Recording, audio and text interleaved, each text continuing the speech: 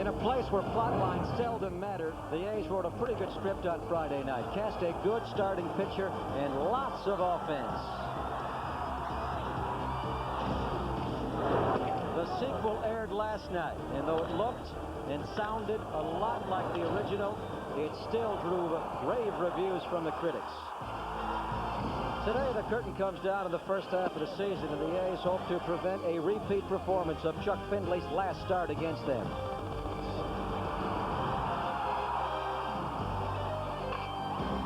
On a typically sparkling Southern California afternoon, the Oakland Athletics play the final game before 3 days off for the All-Star break against the first-place Anaheim Angels, and they are closing on the Angels. The Angels having lost 6 of their last 8, while the A's are playing great baseball. They won 3 in a row and 4 of their last 5. Hello again, everybody. Welcome to the afternoon of Oakland A's baseball on Fox Sports Bay Area alongside Ray Fosse. I'm Greg Papa. Today, the A's go for the sweep of this series, Ray, and quite a week for the A's. It started, of course, by taking 2 out of 3 from the first-place Padres over in the National League West. You know, taking on first-place teams, especially the Padres, a very good team, probably will win the National League Western Division. Coming down here, taking on the Angels. Greg, what I thought was the intensity level was very high last night. Ricky Henderson scoring from first base on a single by Ben Grieve.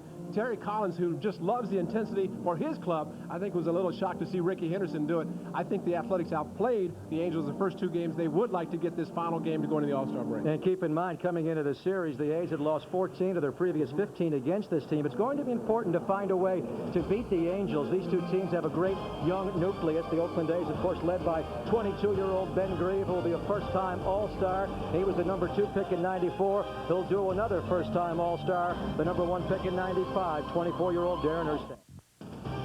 A's Baseball on Fox Sports Bay Area is brought to you by Southwest Airlines. With fares so low, you have the freedom to go places. By Discover Card, it pays to discover. By Hoover, nobody gets the dirt like Hoover. Nobody. By Northern California Ford. Now, score big savings at your local Ford dealer on America's best-built and best-selling cars and trucks. And by TCI. Well, the A's have made the trip up the coast to take, or actually down the coast. They'll make it up the coast after the game. Here's their lineup today, brought to you by Southwest Airlines. Ricky Henderson will lead it off in left field. Rafael Bornegall will bat number 2. The red-hot Ben Grieve getting ready for the All-Star game third. Kevin Mitchell in against the lefty Chuck Findlay. Jason Giambi on a real home run binge since that monster in Seattle. Mike Flowers will hit 6th. Miguel Tejada at shortstop. Mike McFarland catching. He's not hit well since the back injury. And Ryan Christensen will go last against the blonde at lefty Chuck Findlay. The veteran left-hander Chuck Findlay. Take a look at the scouting report. Fastball, slider, forkball, which is his main pitch, curves and changeups. Very good ERA at Edison Field. The career record against the Athletics, not so good, but he has pitched well of late. And May against the A's, 8 innings, 1 run.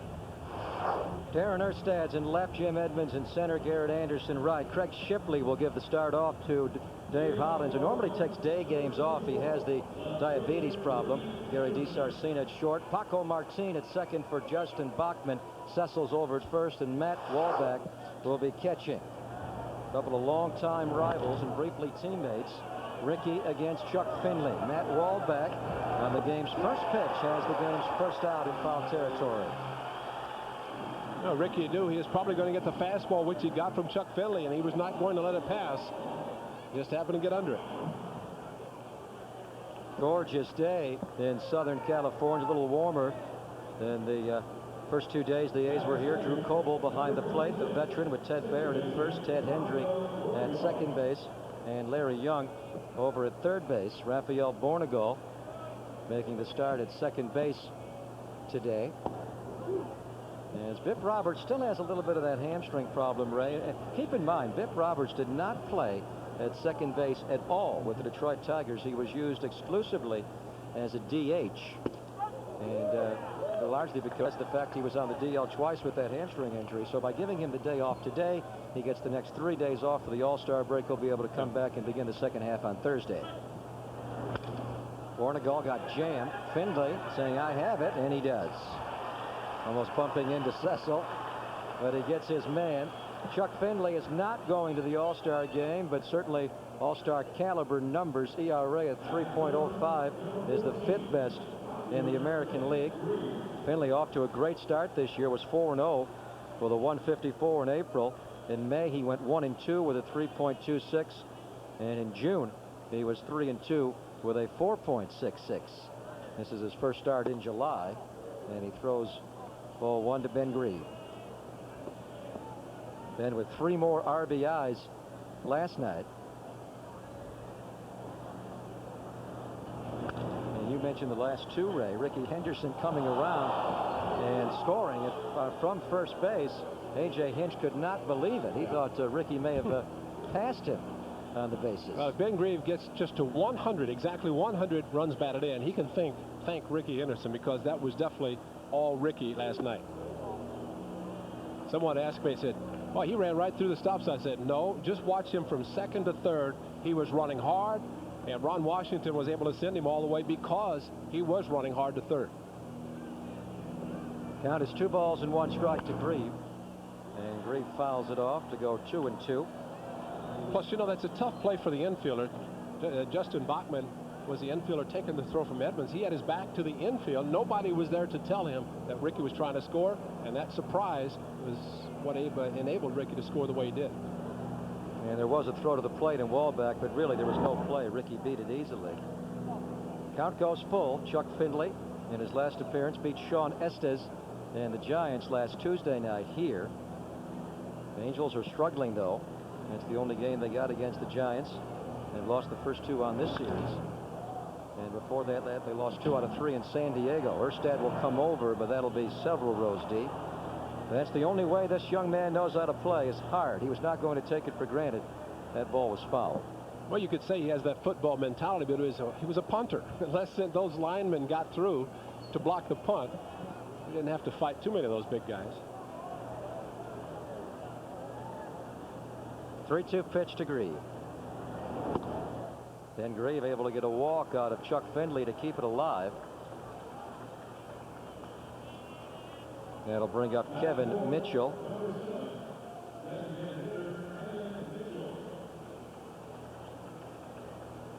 Chuck Findlay going back to the blonde look after dyeing it in the spring. Last time we saw him, he was growing it out and it was darkening up again, but he has gone back in for another touch-up. Well, that must be the thing now, because SportsCenter did a special on it, so it's making the big news around baseball. Mitchell hits one to DeSarcina.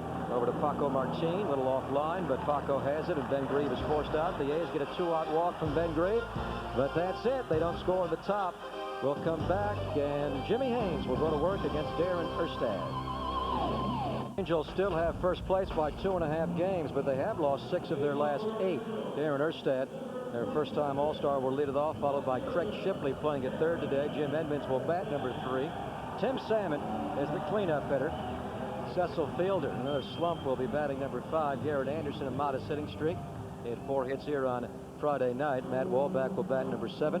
Paco Martin at second base, and DeSarcina will go number 9 against Jimmy Haynes. Jimmy Haynes, a couple of starts against the Angels, but at 96, as a member of the Orioles. Scatter report on Jimmy Haynes. Fastball, curve, changeup, 3 excellent pitches. He has to mix the pitches, get stronger. And boy, what an outstanding month of June for the right-hander. In June, he went 3-1 with a 2.84. His last outing came against the San Diego Padres in the first game of the series on Tuesday. Jimmy was not around for the decision, went 6 1/3, gave up 5 runs. Darren Erstad, pretty gaudy numbers. Out of the leadoff hole, he leads them in RBIs. He also leads in home runs. Leads in stolen bases. Halfway through this year, Ray, when you look at possible candidates for American League Most Valuable Player, Juan Gonzalez certainly, I think, had a lock on that for the first couple of months, but he has struggled. He's not driving in the runs that he drove in earlier, and his team is playing poorly. The Rangers in late May had a 6-game lead on Erstad's Angels, and now they're down 2.5. There's the Yankees. You could pick one of those guys out of the bunch. Paul O'Neill, I guess, would be the top guy. But Darren Erstad, the point is, he's going to be probably in the top 3 for American League MVP. Rickey, who won that award in 1990s, in left. Brian Christensen in center. Ben Grieve out in right. Infield. Flowers, Tejada, Bornegal at second base. Jason Giambi and McFarland behind the plate. This one's fouled off. Now, Greg, I think unfortunately when they start voting for the MVP, they don't take into consideration what a guy like Darren Erstad means to a club like the Angels. He'll put up numbers, but I think they look at home runs or RBIs. Juan Gonzalez, King Griffey Jr. You know, there are other players that can put up those gaudy numbers and the power where everybody pays a lot of attention, but this guy is the type of guy you'd like to have 25. You'd be no problem winning and keeping that intensity level. That was a quick at-bat for Craig Shipley. Jimmy Haynes strikes him out on 3 pitches. Jimmy would like to finish the first half on a strong note, and he's starting off very well in the first 2 hitters. That high fastball, one of the toughest pitches for any hitter to catch up to. We gave you the numbers on Jimmy in June. He's gotten progressively better month to month. His April ERA was 5.5. In May, it was almost 4. And as we mentioned, in June, 2.84. Off the end of the bat by Jim Edmonds, drifting over nicely as Ryan Christensen. And it's a quick 1-2-3 as Jimmy Haynes throws only 8 pitches to get Erstad, Shipley, and Edmonds. At the end of 1, we are scoreless. To the red-hot Jason Giambi. Boy, you go back to that monster home run Ray he hit at the Kingdome a couple of weekends ago into the 3rd deck there. Ever since that game, he had a 3-hit game that afternoon. Jason is probably the hottest hitter on this team. Boy, he smoked one last night, 447 feet, as many of the players were talking about it in the miniature golf area in center field here at the Edison International. Mike Blyer said he hit it through the windmill. He hit it so hard up in that area. There is that artificial surface in center field that I think everybody wishes they would plant real grass and make it look like a real stadium, but that's probably the only negative about this place. Everything is so beautiful, but for some reason they want that light green artificial stuff. And they have gotten a lot of the comments that Ray is giving you right here. I think if they take that into consideration, the Disney people normally do listen to the public and the players. You may see that sodded in the offseason. 3-1 pitch to Giambi. It's fouled into the top deck. And we go full now. Jason, number 5 hitter today, with Matt Stairs, Ray, for a 2nd consecutive game out of the lineup. Tightness in the, actually it starts at the calf down to his Achilles. And Art Howe, again, as you mentioned about Pip Roberts, just the 3 days off after last night not able to play, and today. I would think, and I actually didn't talk to Art, but I would think if he needs him to pinch hit, that he'd be able to. Running is going to be difficult, and he does not want to push it. But I think with the time off, he's going to be all right starting Thursday. Here's the 3-2 from Finley. Good pitching again, got him tight. He also got in very tight on Bornegal. Gary DiSarcina makes the easy play on Giambi, 1 away. Yeah, I think this game is almost like the final day of the season, depending where the teams are playing.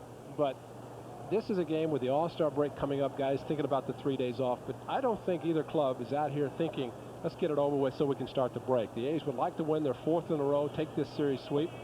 The Angels, on the other hand, would like to win to not think about losing too many more games, especially in the standings.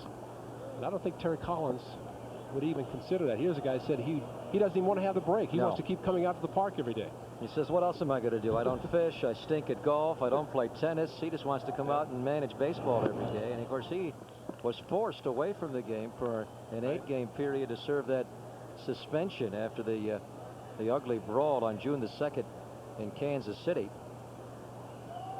You know what was great to hear him say? That he was happy that the club played as well as they did. It would have really hurt him and killed him had the club not been successful. Mike Flowers has Jim Edmonds racing back to right center. He's going to run out of room. That ball gone for a home run. And that is the Flowers' sweet spot out to right center field. His 6th home run as an Oakland A. And Chuck Finley falls behind 1-0. Well, it's been a while. But he finally got into that area where he hit so well. And I go back to Colorado last weekend. I thought he would get into that jet stream at Coors Field and hit a couple. But he does it here on a beautiful afternoon where the ball carries extremely well. And I know the players are saying to him, see, if you don't hit it to straightaway center where he did last night and caught at the warning track, try to go to the gaps. You have a better chance. But great swing by Mike Flowers. Home run number 10 allowed by Finley. He gets a strike over to Miguel Tejada. Well, Mike was at the clubhouse and talking about needing this game. He said the A's have to win this game. They want to win it. and just turn it up another notch or two today. Well, with the first 2 victories on this series, the A's were victorious 10-6 on Friday night, scoring 5 times in the very first inning off of Omar Olivares. Came back last night to win 8-3. A superb outing by Mike Oquist, one of the finest we've seen from him this year, and an important one after he had struggled in his previous 3, Ray. The A's are within 5 games of 500. They've not been within 4 since mid-May. That strike 3 call. Nice pitching by Finley, doing a good job of getting inside, especially to the right-handers. Here's Mike Flowers, who took one on the outside part, Ray, and drove it. I tried to go inside. You can see Wahlbeck set up on the inside corner, and that ball stayed middle of the plate and down. And Flowers, to be honest, a little surprising to see the location of that fastball where it was supposed to be thrown.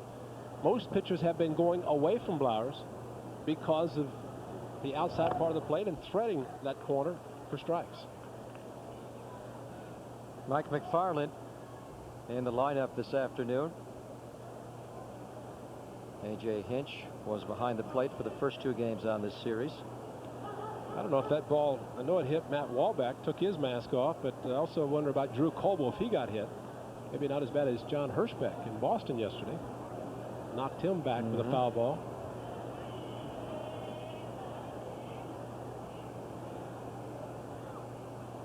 There's been some odd occurrences with home plate umpires. You see over in the National League where Jerry Davis had the ball to actually go right into his shirt pocket, and that allowed a run to score from third base. They couldn't find the ball, and the ruling on that is if the ball gets caught, gets lodged in the umpire's equipment, it's 1 base. Yeah. But there was a runner at third anyway, yeah, so he was going to score on the right. plate. Yeah. But you would think that the catcher that had gone to the shirt pocket would have been able to make the plate. Obviously, he wasn't too far away. Take the ball in the pocket and slam him on the ground and tag out the runner. Huh? Tag the ump. Got his 2-2 on McFarland. Matt Wahlbeck just glad to see Finley on the mound and not the knuckleballer Steve Sparks. He had a tough time last night. Well, Sparks had a good knuckleball working. Well, Candiotti was saying as McFarland shoots one up at our level, Candy was saying that he was going to talk to Sparks. He thinks Sparks throws that knuckleball a little too hard, needs to change speeds on it more. And A.J. Hinch was saying to him, well, don't tell him, he's the opponent. He said, no, there's a greater fraternity when you deal with knuckleball pitchers. We have to protect each other. Just missed there. Again, Finley, Ray, making a real point of crowding the right-handed batters effectively. Did not get that call from Coble, and the count goes full. McFarland rips one to center field. Well, there's not a fastball that can be thrown by Mike McFarland, especially in the middle of the plate, and he knew Finley was going to do that after missing on the 2-2 pitch. Fastball right in the middle, about waist high, and Mack with that quick swing, top hand, smoked it into center. So the top of the second continues for Ryan Christensen. Ryan had a couple of hits in last night's victory. Ryan Christensen is an offensive performer, Ray. You can just see him settling in. There was no doubt defensively he belonged here from the very first moment he stepped on the field. But offensively, he's gotten a lot better since he was recalled the first time, went back down to the minors, then came back up after J-Mac's collision with Ricky. Fouled that one off, and the count is 1 ball and 1 strike. And the timetable for Jason McDonald has been pushed back a little bit. You probably, at the very earliest now, won't see him until early August.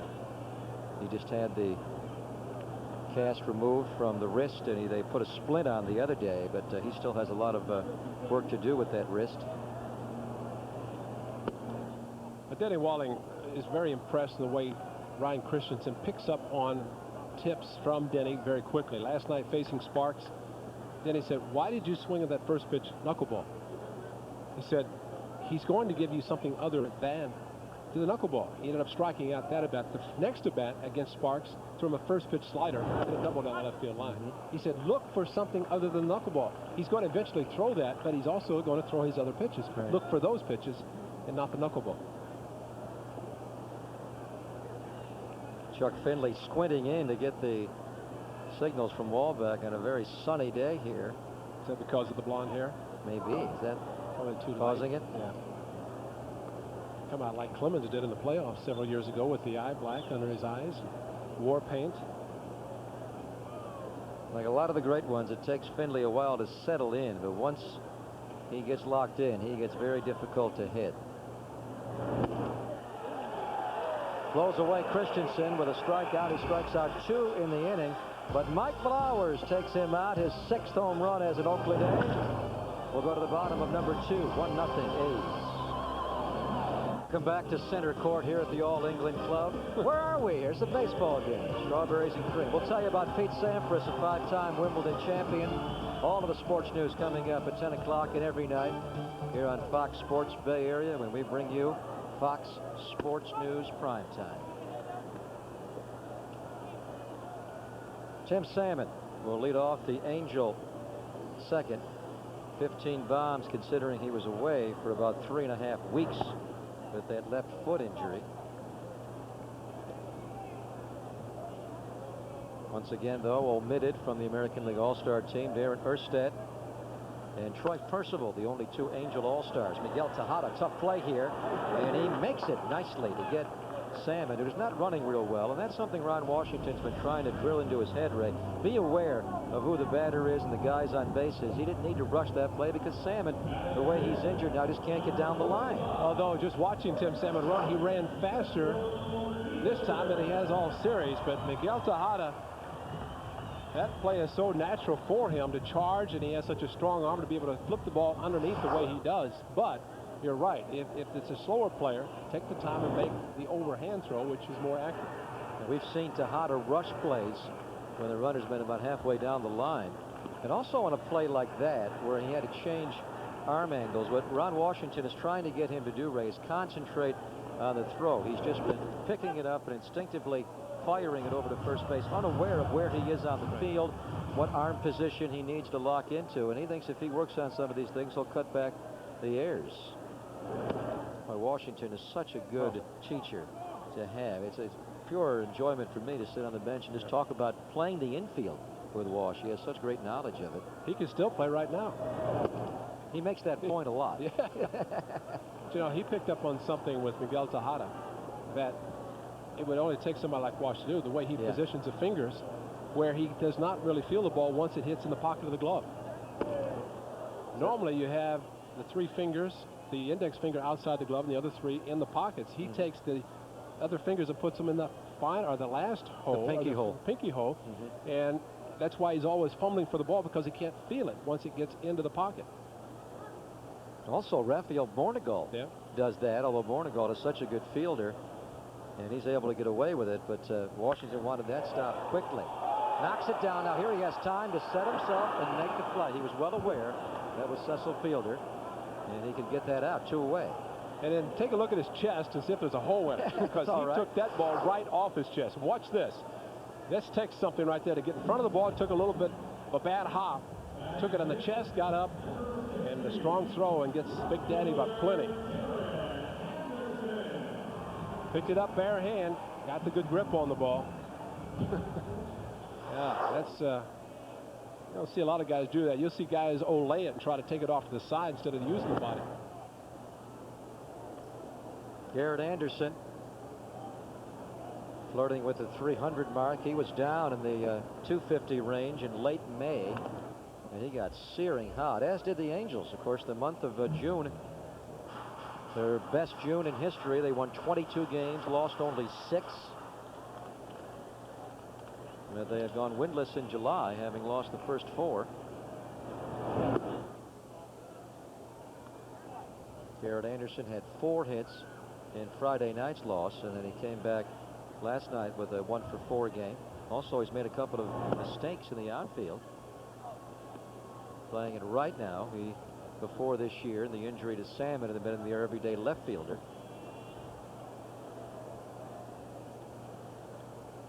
Jimmy Haynes, having retired the first 5 men, and he misses there. There's the first base runner of the game for the Angels.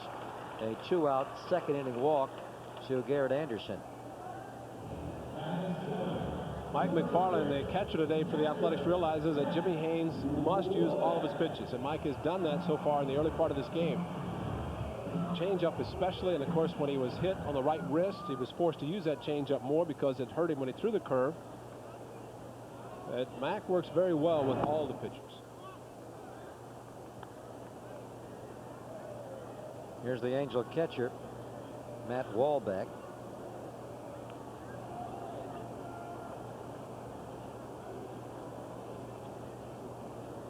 Jimmy Haynes, Ray, has been able to cut down the walks this year. That's his 46th walk of the season.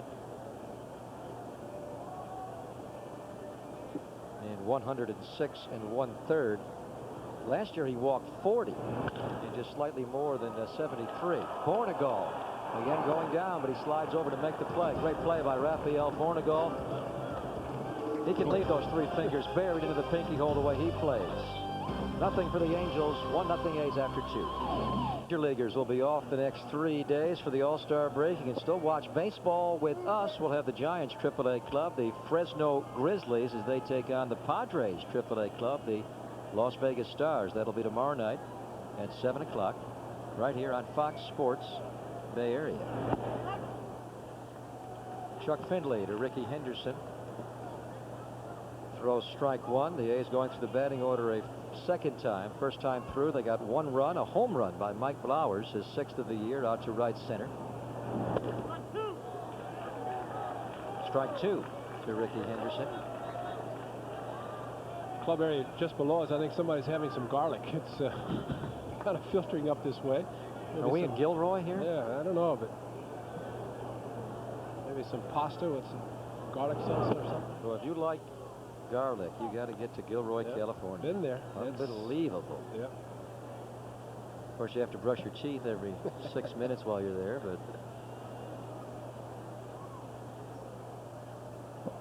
that's the area right below us here at Edison International Airport. Strike 3 called. We're laughing as Ricky agonizes. He didn't like that call by Drew Coble, but Findlay has the first out of the 3rd.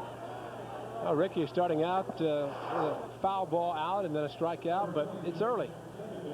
Right on the outside corner, and Drew Coble making that call for Jimmy Haynes as well as Chuck Findlay.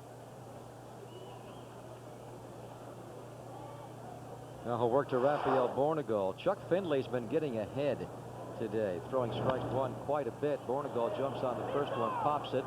Gary DiSarcina fighting the sun will make the play off to the side for the second out. Very bright and beautiful day today. Temperature at 80 degrees at first pitch. The Angels have been playing a lot of Sunday evening games. In fact, of their 12 home Sunday games this year, 9 are going to start at 5 o'clock. This is one of only 3 to start at 1 o'clock. Of course, the reason today we're starting early is because they want to give these guys a little jump on the All-Star break. It's not helping the Mariners and the Rangers who are playing tonight. The national game. Ken Griffey Jr. for back-to-back seasons will be going to the All-Star game following a Sunday night game.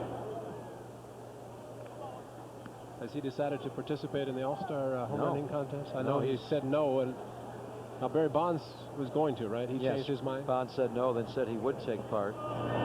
Juan Gonzalez has also said no. As far as I've been led to believe, he's not going to take part in the home run hitting competition, which will be held tomorrow at Coors Field. Ben Grieve will be in the rookie home run hitting contest. Ben was saying something yesterday that I didn't know, that he's going to be paired with an old-timer. They're going to have rookies plus old-timers. Dave Kingman, I think, is supposed to be there. Andre Dawson and 2 others, and then 4 rookies. Who's his teammate? He doesn't know. I think Todd Helton, Ordonez from Chicago is going to be there. Maglio Ordonez. And Travis Lee. Travis Lee. So 4 rookies total, 2 and 2 from each league. It's a pretty good group. That's the 4 I'd take. 3-2 pitch. Ben Grieve cracks one. Edmonds back. And he makes the play short of the warning track as Ben did not quite drive it. although it sounded good. The A's go down 1-2-3. The top of the order quietly against Chuck Findlay. We'll come back with the bottom of the third. 1-0 A's. Is available at the Coliseum box office or at Bass Ticket Centers. Call 510-762-BALL. And you can take advantage of that very early in the second half of the year. In fact, the first 11 games of the second half of the year will be in the Coliseum, an 11-game homestand beginning Thursday at 12:15 against the Rangers. Roberto Martin wants to make sure he's all there. He wears that face mask on the batting helmet for that very reason. He has been hit up high throughout his career. Martin, the longtime Chicago White Sox, signing on as an Angel free agent this past winter. They're going back inside. 91-mile-an-hour fastball, and the count is 2-1 to Martin. He'll be followed by his double play partner today, Gary DiSarcina, in the top of the batting order, and Darren Erstad. Jimmy Haynes leading Chuck Findlay 1-0. And there's a strike. Throw a couple of pitches inside to a player who has been hit. At least he starts thinking about it opening up. That time McFarland called the fastball outside corner and got the strike. Looks like another fastball on the outside. Martin a little tardy, and the count remains 2-2. Martin was playing a lot of second base early this year, but with Justin Bachman taking over as their everyday second baseman, he has been playing as a reserve. In fact, playing some outfield to get in the lineup. The breaking pitch misses Ray, and the count is full. Now Martin can look fastball on 3-2. Jimmy Haynes probably go with his percentage pitch here after throwing the 2-2 curve and missing. When you have a 90+ mile-an-hour fastball, you can do that. And he's been late on it throughout the at-bat. So Haynes strikes out Martin. For Jimmy, his second strikeout of the afternoon. McFarland target right in the middle of the plate, saying just throw a strike. And he does, and throws it by him. Martinez with that high bat angle up over the head.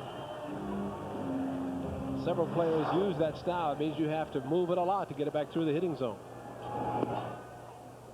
The number 9 hitter, Gary DiSarcina, averaged well over 300 as he has been red hot the last 32 games, hitting about 370.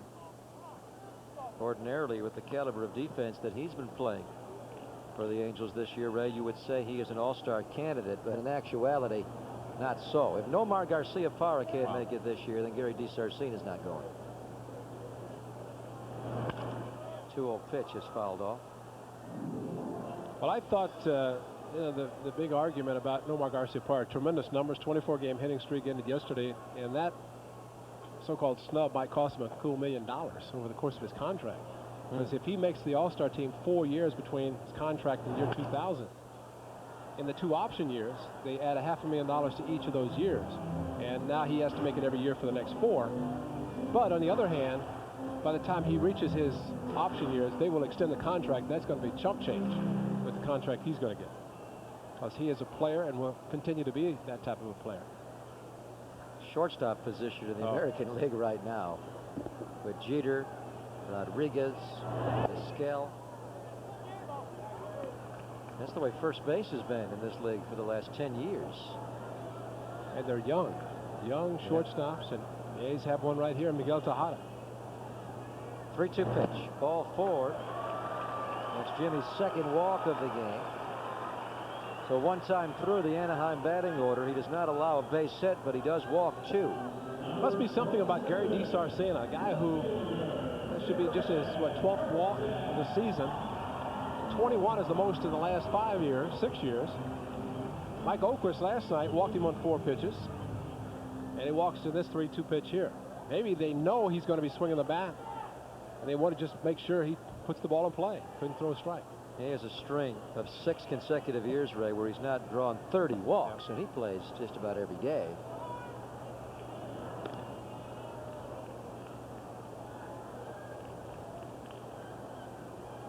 A big reason why the A's have won the first 2 games of this series. They have been able to hold this guy in check.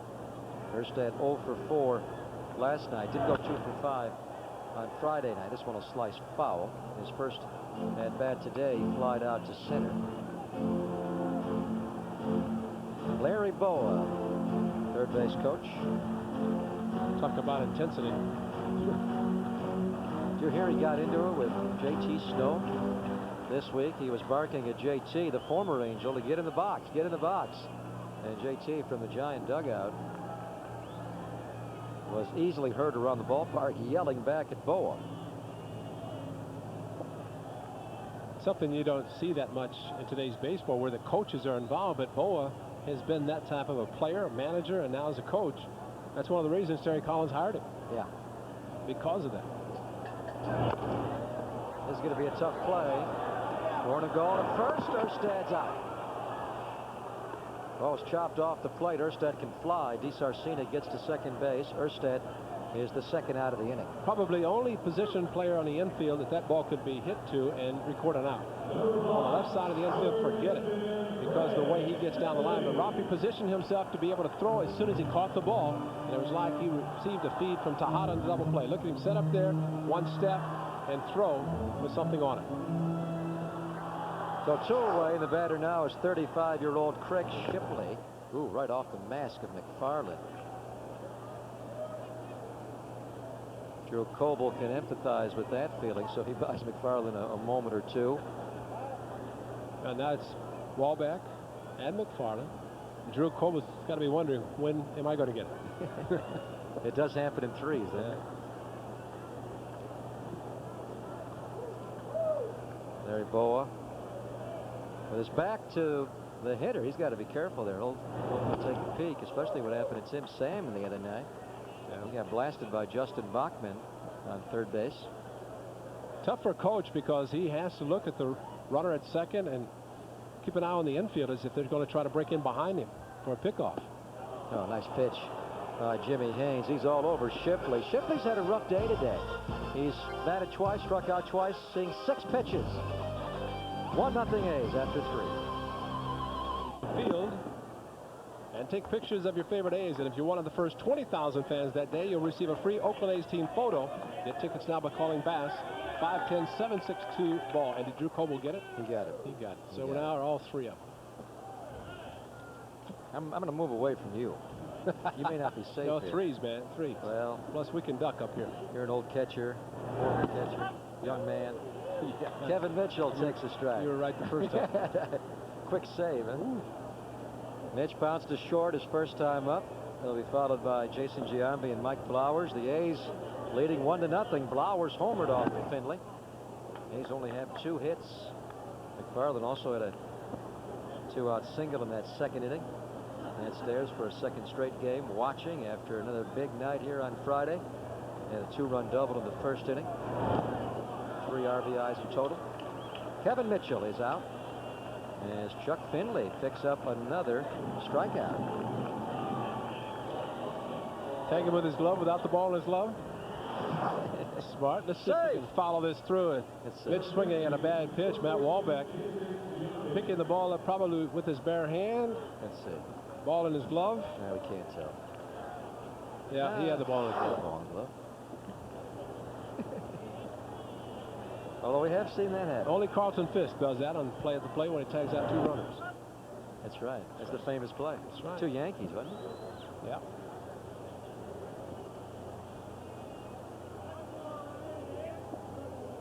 Jason Giambi popped out to short as Finley pitched him inside effectively. One problem Chuck Finley has been having this year, Ray, is getting left-handers out, and he's a little uncertain as to why, although he's been able to get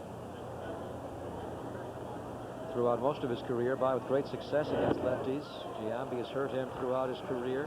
And last year, lefties hit 164 against Finley. This year, coming into the start today, it is 284. And against righties, it's well below 230. He works to the third base side of the pitching rubber.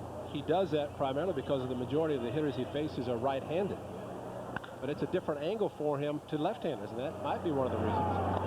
Not able to get the ball inside, although he has done that effectively today. But I still believe that if a left-handed pitcher does not see normally that many left-handed hitters, that it's just a change totally. That the A's will feature 3 normally when Matt Stairs plays, and that's just a different look for left-handed because they're accustomed to seeing right-handed hitters using most of the outside part of the plate, ball sinking away from them. There's, if you can barely see the pitching river, but that's the third base side, the extreme side. Wow, they really got this one buried, don't they? Mike Blowers again to right center. This one's not as deep. He homered last time up. This one is caught by Jim Edmonds. A 1-2-3 inning for Findlay, throwing only 9 pitches. We have played 3.5 from the Big Ed. 1-0 A's. Jim Edmonds will open the bottom of the 4th here against Jimmy Haynes. Edmonds just 1 base hit on this series, and he has struck out 4 times. 3 of those strikeouts came last night.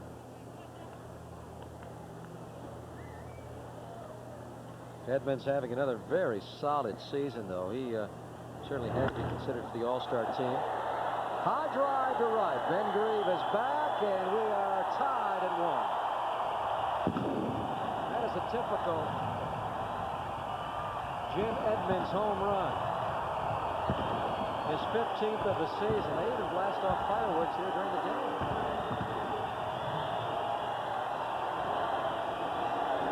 With that uppercut and swing toss, he really can get the ball in the air.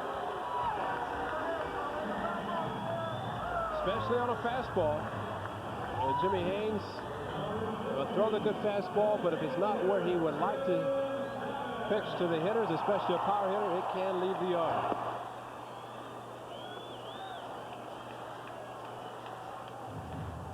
Well, the A's have been getting Erstad, Edmonds, and Salmon out during this series.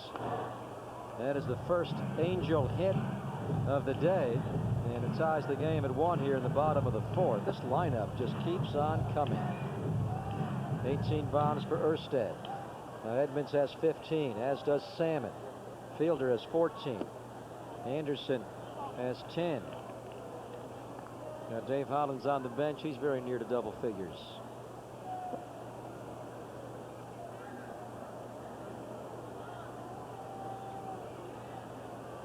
The 2-1 pitch. Jimmy Haynes, the 1-1 offering to Jim Edmonds. Fastball. Ball was up too, and that uppercut swing helps even more with a pitch that's up if he can get around on it, which Edmonds has the power to do exactly that. Jimmy Haynes now goes full. Maybe it's the touch of blonde. Do you think so? He's trying to get it out now. A little bit of the Chuck Findlay look. Just a touch. It's ball 4. Another walk for Haynes, his 3rd of the afternoon.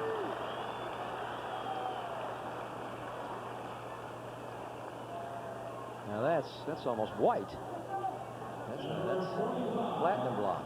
Actually, that's the first time I've seen him without his hat. Yeah, he's usually sitting on the bench with his cap on.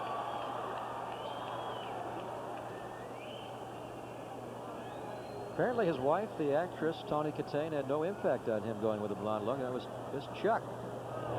Tawny is here watching the game as Cecil Fielder hits one down the line. Salmon will get to 3rd.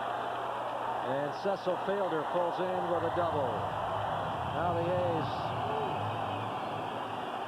lead is gone, and now they are in danger of falling behind in the game. Tried to start Cecil with a curveball. Figured he's going to be looking fastball. And Cecil was all over it, and the curve was down. He just dropped the head of the bat. And Tim Salmon not running that smoothly. Short strides. Trying to take it easy and at least able to get to 3rd base. He had a cortisone injection into that left foot recently, just trying to deal with the pain. He has a partially torn plantar fascial ligament in the left foot. He's been playing with that since late April. Anderson will drive in a run. Bornagol makes the throw. Salmon scores. It's 2-1, and Cecil Fielder, on a very productive out by Garrett Anderson, is in position to score another. From the Angel standpoint, ideally you'd like to have a left-hander up there, especially a guy like Anderson who has been pulling more of late. It's out in front of a pitch, moves him over. Now the A's move the infield in. RBI number 40 for Anderson, but in reality he has set his club up to score twice. Let's see what Wallback can do. He bounced out to 2nd his first time up.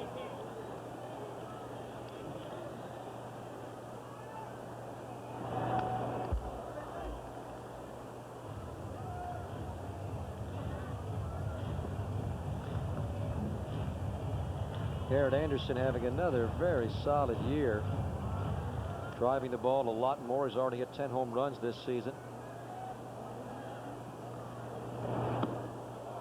Jimmy Haynes, first 3 innings, and only allowed 2 walks, no hits, no runs. But here in the 4th, he gives up a leadoff home run to Edmonds, a walk, a double, an effective ground out by Anderson, and now he misses badly on the 0-1. And there's a curveball that is also called a ball by Drew Coble. 2 balls and 1 strike. Coble not calling that high pitch, even though it's interesting that Edmonds hit the home run on a pitch that was up around the letters. Probably would have been called a ball. Jimmy Haynes clearly now fidgeting and losing his release point a little bit. You can see him walking around the mound in an agitated manner, trying to get himself going. McFarland trying to calm the young man down. A couple of right-handers to follow, Martin and DiSarcina. This could be a pitch that not really concerned if he do walk the man. He's trying to set up a double play. A's infield more likely now will move back as Rick Peterson comes out to talk to Jimmy Haynes.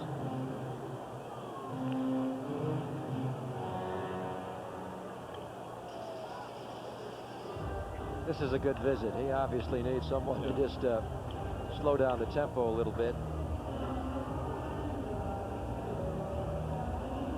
Jimmy Haynes clearly, Ray, the first half of the season has been the A's second most productive starter behind Kenny Rogers. In a lot of ways, he has had, I don't know if you'd call it a breakthrough season, but he's had breakthrough stretches.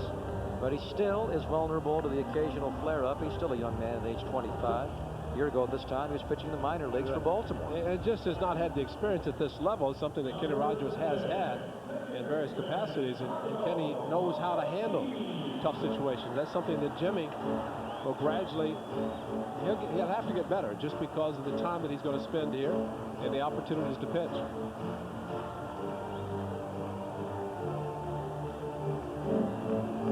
Infielders can drop to double play depth now. Runner at third base is Cecil Fielder. Of course, he does not run well. A fly ball. It'll be risky whether he'll be able to score. And the A's will try to get a double play here. Wallback is the runner at first. Positive approach from Rick Peterson. More likely went out to tell him one good pitch, get a ground ball, double play, and get back in the dugout, trailing by 1 run.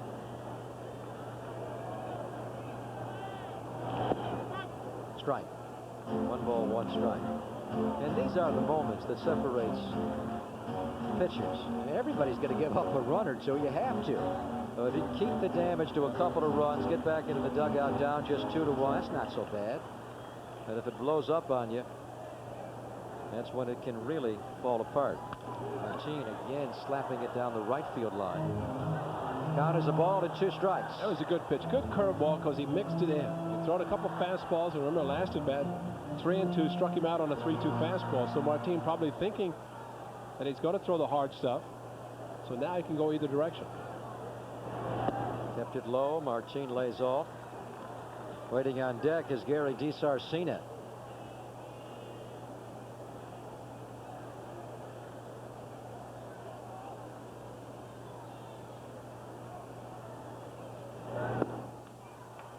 Missed the target there. The count is full. And we'll see what Terry Collins does with Matt Wallback at first.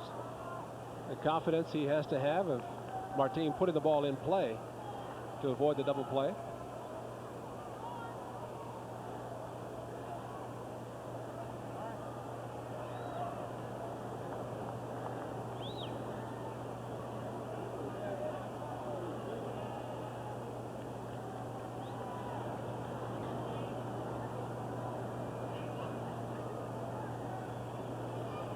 Again, Jimmy steps off the rubber.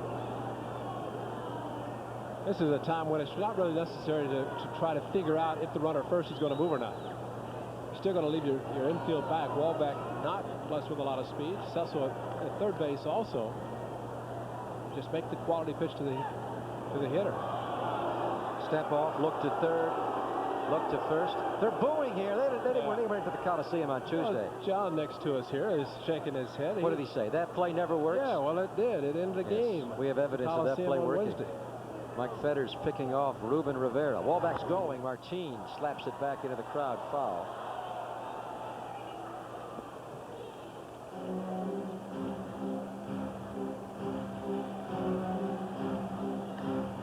The Angels have scored twice here in the bottom of the fourth. Leadoff home run by Jim Edmonds. Walk to Salmon. Cecil doubled. Salmon scored on the ground ball. Now Cecil's over at third. And Wallback, who later walked, is at first. Still only one out. And a long inning for Jimmy Haynes. After really cruising through the first three, he has already thrown 23 pitches here in the fourth. He had those perspiration marks on the cap before the game even began, but they may be building. There goes Wallback again. Again, Martin slapping it down the line. Foul. Kind of a similar at bat for Roberto Martin, as he was leading off last inning. Figured on 3-2 he's going to get a fastball. Now in this at bat, also figures Jimmy Haynes is going to throw the fastball and try to get him to swing and miss or hit the ball someplace to get a double play. So he can sit on the fastball and you can see the swings, even though he was behind the pitch, still making better contact.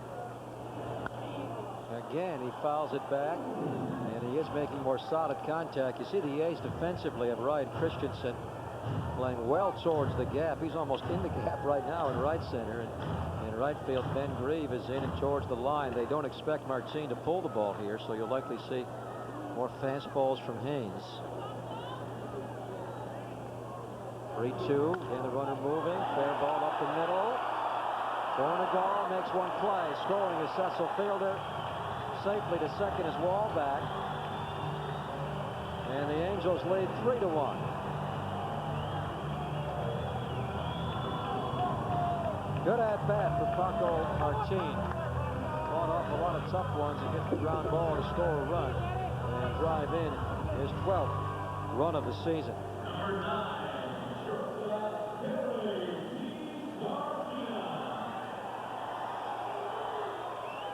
Gary DiSarcina with a runner in scoring position will bring him home with a shot to left center. Wallback scores. DiSarcina will stop with a two-out double. The Angels get 4 here in the fourth, and that lead 4-1.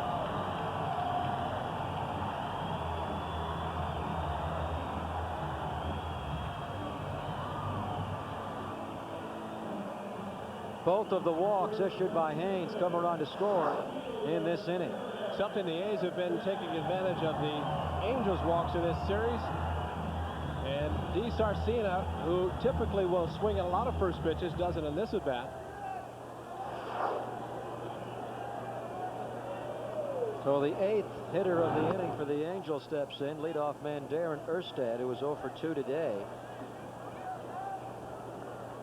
Line to center.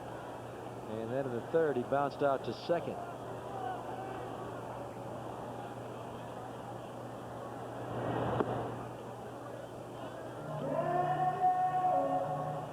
Jimmy Haynes misses with the first two.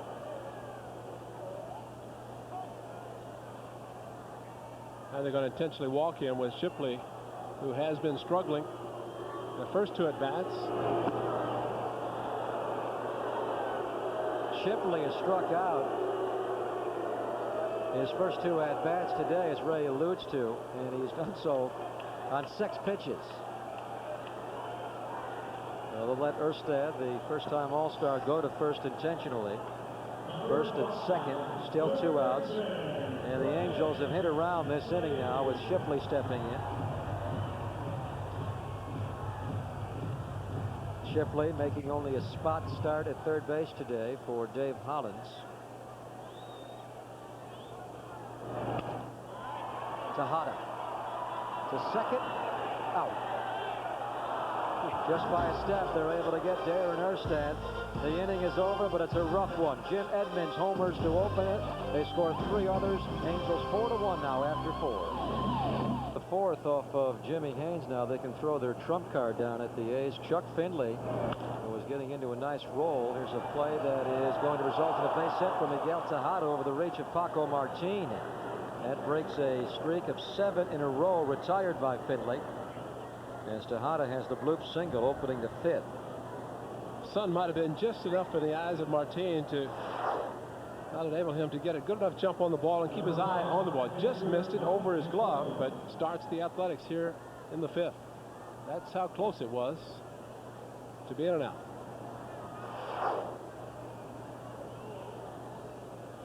Batter is Mike McFarland.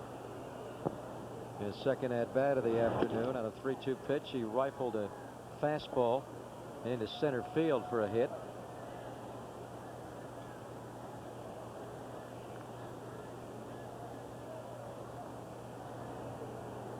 A couple of guys who have been around a little bit. McFarland, 34 years of age, and Chuck Findlay at 35. Both have played their entire careers in the American League. Virtual contemporaries.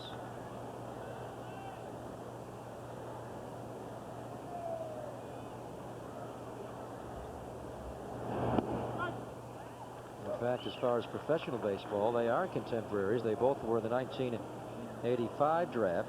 Angels took Findlay #1 out of Northeast Louisiana State, while the Royals took Mac #4, round 4, out of Santa Clara.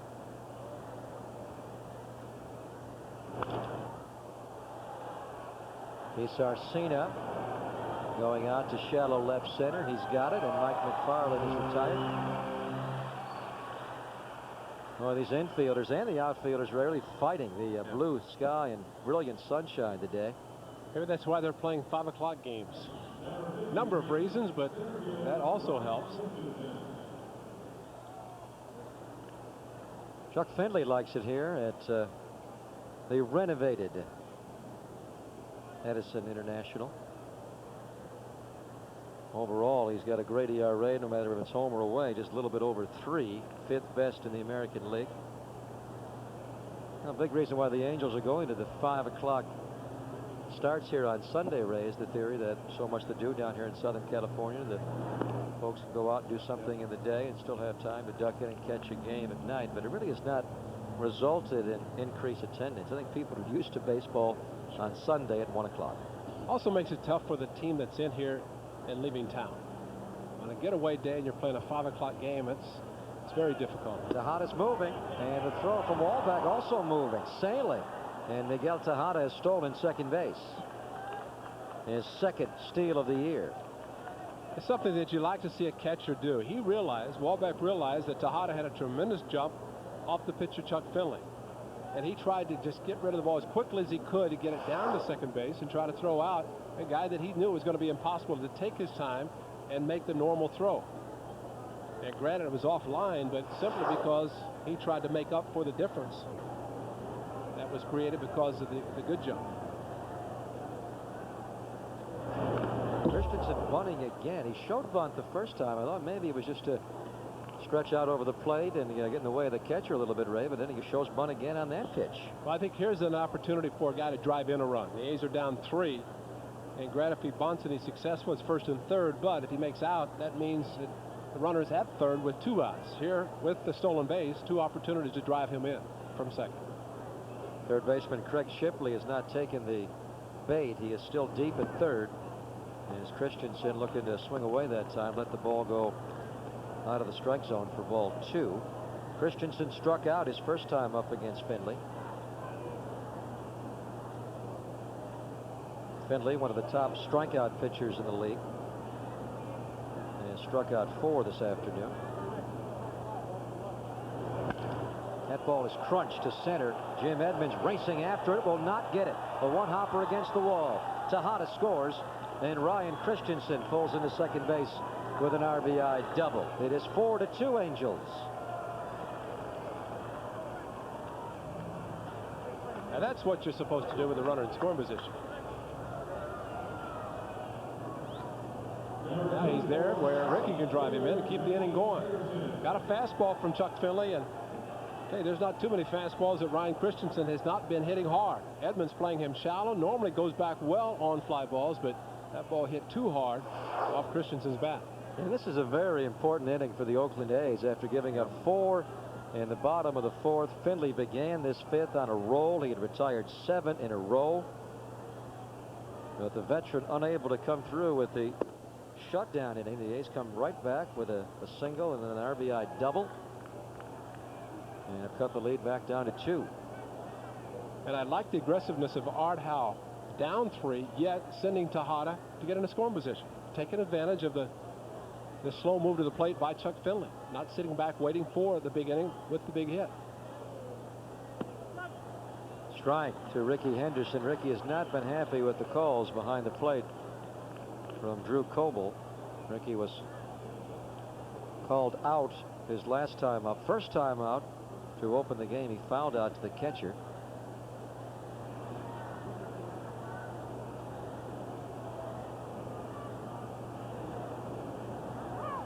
Martin got in behind Christensen. Finley a little late with the throw.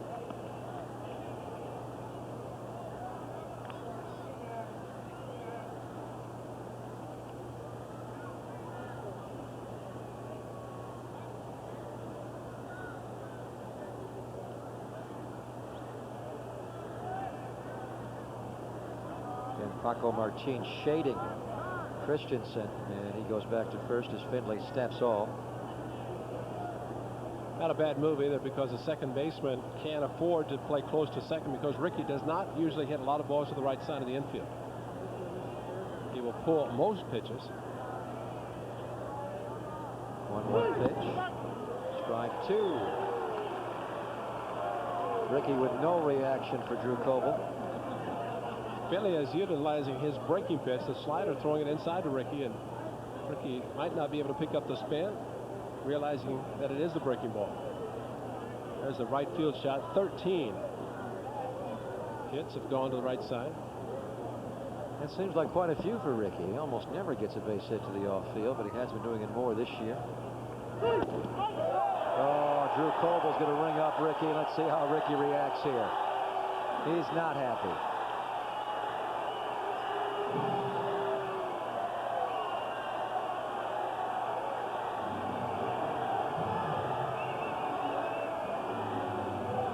Drew Coble has called Henderson out twice today.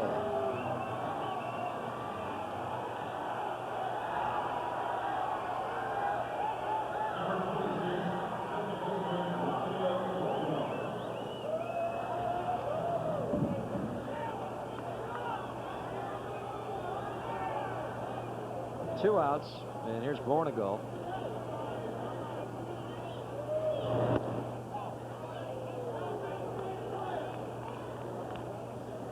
Ball 1. Well, you just saw the last pitch that was called the ball to Bornegall. Check it out. Not much difference.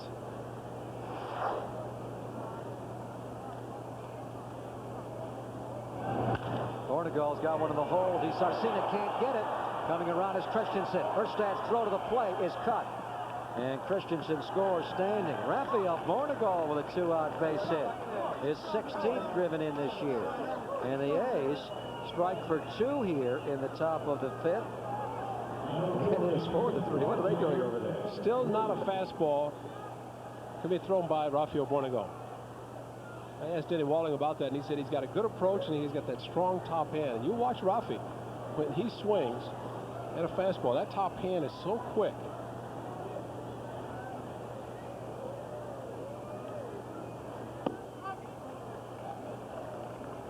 And the key pitch in that at bat to Rafael Bornegall was the first pitch, because Drew Coble did not call it a strike, which looked like it was could have gone either way, and put Finley in the hole after the first one.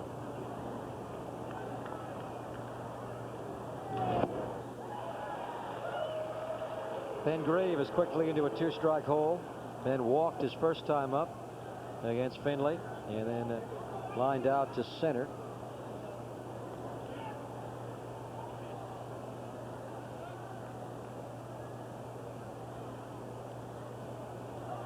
Finley with a snap throw, and diving back is Bornegall.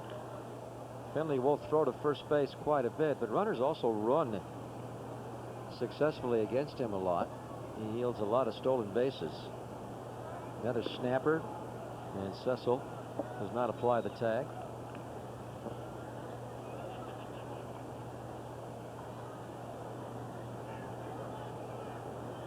A's right back into this game after falling behind 4-1 In the bottom of the fourth, they have struck for 2 here in the top of the fifth. Raphael's going. Reeves strikes out. And the inning is over. Brian Christensen doubles in 1. Rafael Bornegal singles in another. And midway through this one, it's 4-3 now, Angels. Jimmy Haynes will open the fifth as he did the fourth.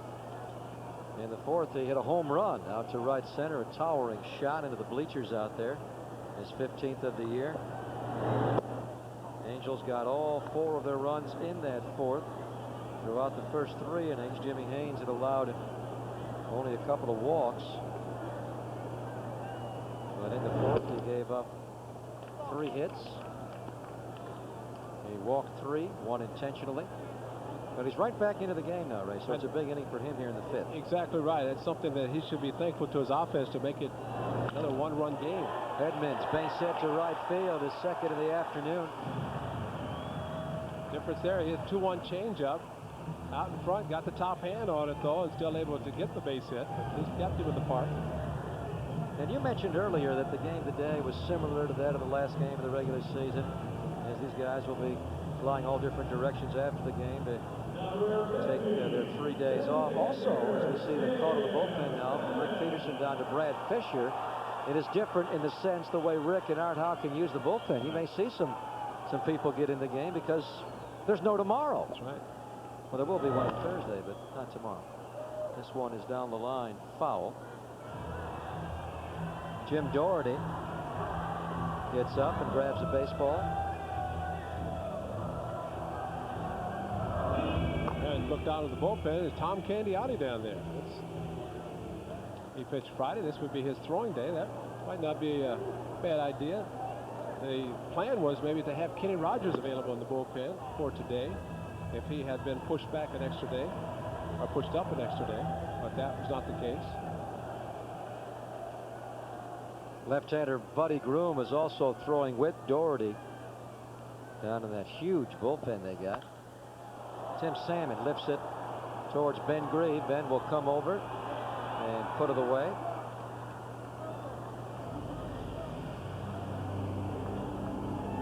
I wonder what Tim Salmon thinks of a guy like Ben Grieve. First year All-Star right away, and Tim Salmon still waiting for the notoriety. Of course, Jim Edmonds was an All-Star in 1995 for the Angels. What was it? This list in the paper today of players who had hit 30 home runs and not made it the All-Star game or to the team, and he's the only one. Tim Salmon. And he's hit 30 or more home runs the last 4 years.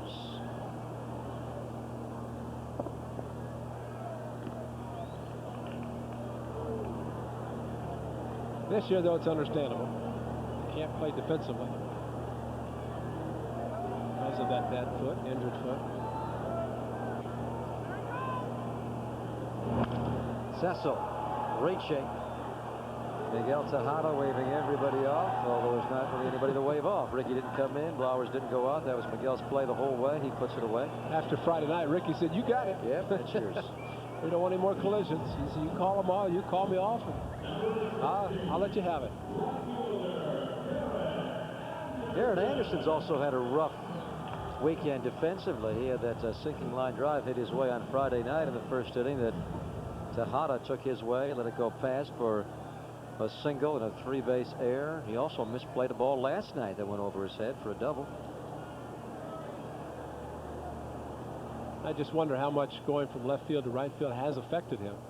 Salmon not able to play the outfield, so Erstad has been moving into left field and Anderson over to right.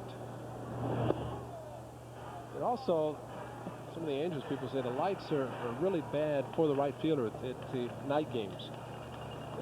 Several balls have been caught in the lights with the right fielder. That might have happened at least once in this weekend on the Friday or Saturday.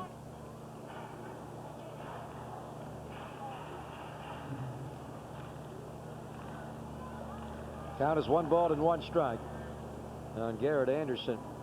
The Angels, with their starting rotation just in shambles, they've still been able to hold it together and have first place with their record of 49 and 36. 3/5 of their starting rotation to begin the year currently on the disabled list. Alan Watson, Jack McDowell, and Ken Hill are all out. And last night, Jared Washburn had to leave the game early as he had a little tightness in his forearm muscle. The perennial rumor here has one of the outfielders being traded for pitching. Although that really can't happen this year with Tim Salmon unable to play. You need Anderson, you need Edmonds, because Salmon can only DH for you. Well, Cecil could play first, which he has been. It's just a question if they would want the pitching more, because Edmonds and Anderson have been mentioned. Tim Belcher's name has been mentioned as a possibility coming here.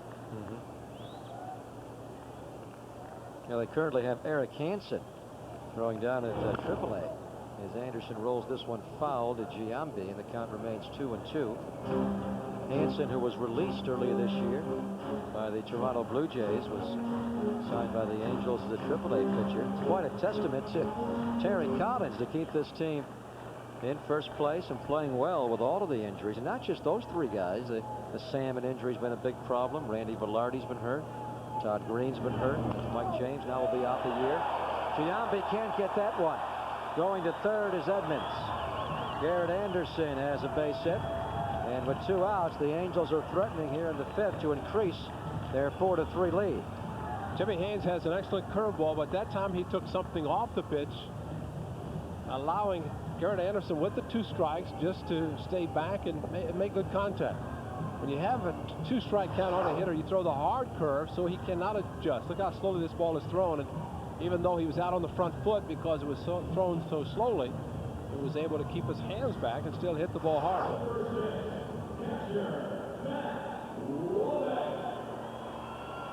Jimmy Haynes walked Matt Wahlbeck last time up, and it was a costly walk, even though runner at third, and it set up a double play. Wahlbeck himself came around to score. Nice change of speed there by Jimmy. 56-mile-an-hour changeup.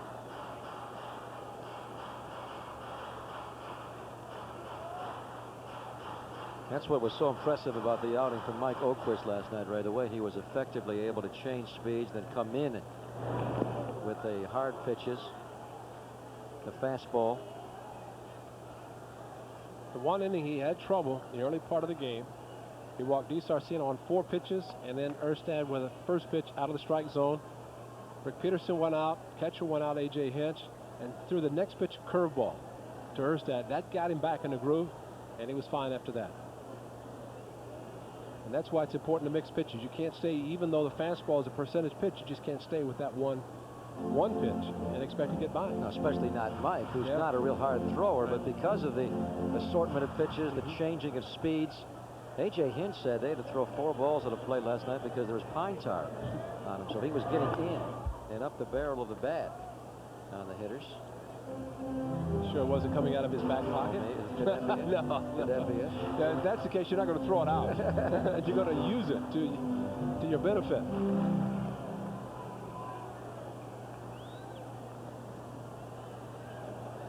0-2 pitch.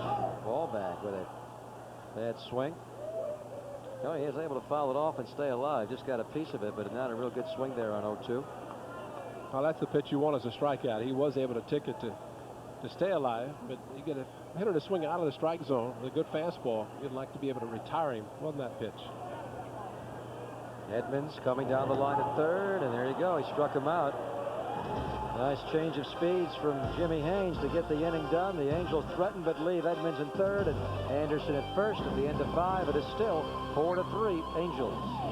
Let's come out to the Coliseum next Sunday, July 12th, when the A's host Will Clark and the Texas Rangers. Game time is 1:05 in the first 10,000 kids 14 and under. And remember, 98 for 98 for those kids 14 and under will receive a free baseball glove courtesy of Pacific Bell. And don't forget, just as I said, 98-cent tickets for 14 and under. Call Bass today, 510-762-BALL. What a deal. That'll be game 1, Ray, as we wind this series and first half up today. The Angels on top by a run. That'll be game 1 of the second half and game 1 of a real homestand for the Oakland A's. They're going to play an 11-game homestand beginning on Thursday afternoon against the Texas Rangers. The Rangers will be in for 4. These Angels will be coming north to play the A's for the first time with a couple of games on the 13th and 14th, and the Royals will be in for 2, and the Minnesota Twins on the weekend of the 17th. They will be in for 3. Except for the Angels, starting the second half, the clubs will be in one more time, and that will be it. Twins in Kansas City have already been in town.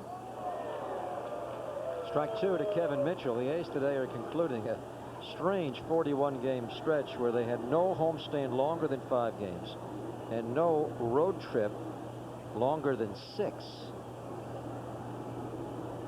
It'll be nice to have the club home for a week and a half.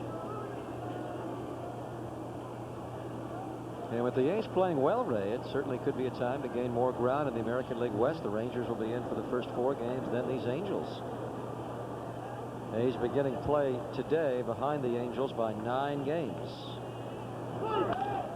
Rounded left side. DeSarcina shuffles over and makes the play. Kevin Mitchell is 0 for 3 this afternoon.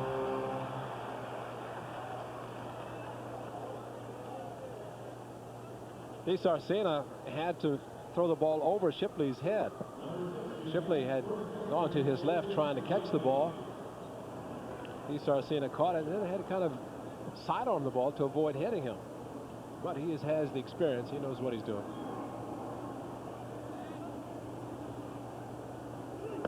Jason Giambi takes the strike. Jason today has popped out to short. And he has also bounced out to second. 90-mile-an-hour fastball hits the outer black. And the count is 0-2. Giambi enjoying his return to Southern California. Numbers on Finley pretty comparable first half and second half. Ground ball to Martin. 2 outs. Chuck Finley, you look at this current Angel rotation, Ray, and you really wonder how they are able to do it. Finley is their clear #1 guy now. Steve Sparks, who we saw last night, a knuckleball out of the bullpen. He had missed all of last year because of elbow surgery. Jason Dixon has been pitching well, but he was sent to the bullpen in May and almost went down to AAA.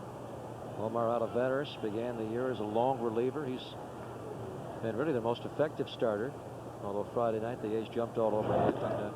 Jared Washburn, who we saw last night, the rookie left-hander with his first major league loss last night, Foss. He was in A-ball only a couple of years ago. And if the Angels can continue to get good performances out of those pitchers, that's fine. But I think there's a lot of question marks of whether over the course of the second half of the season, and especially the other injured players. And Terry Collins has to hope that Tim Salmon is able to at least DH the rest of the year. He has to go to bed at night just wondering if Salmon's going to take one step and try to push a little bit extra and force him to have to miss the remainder of the season. That's why Todd Green is delaying his surgery in the event something does happen, so he can be the DH, because that's all at this point he can do. Washburn has been just terrific, and apparently he is okay after having the forearm injury last night. But the point you're making is what I was getting to. This American League West is very much undecided. The Angels, after the hot June, certainly took control of the division. The Rangers are not playing well. They won last night over Seattle. I mean, right now it is hard to pick who is the best baseball team in this division, because the starting rotations for all the teams are really in shambles. The A's probably have the best starting pitching going right now.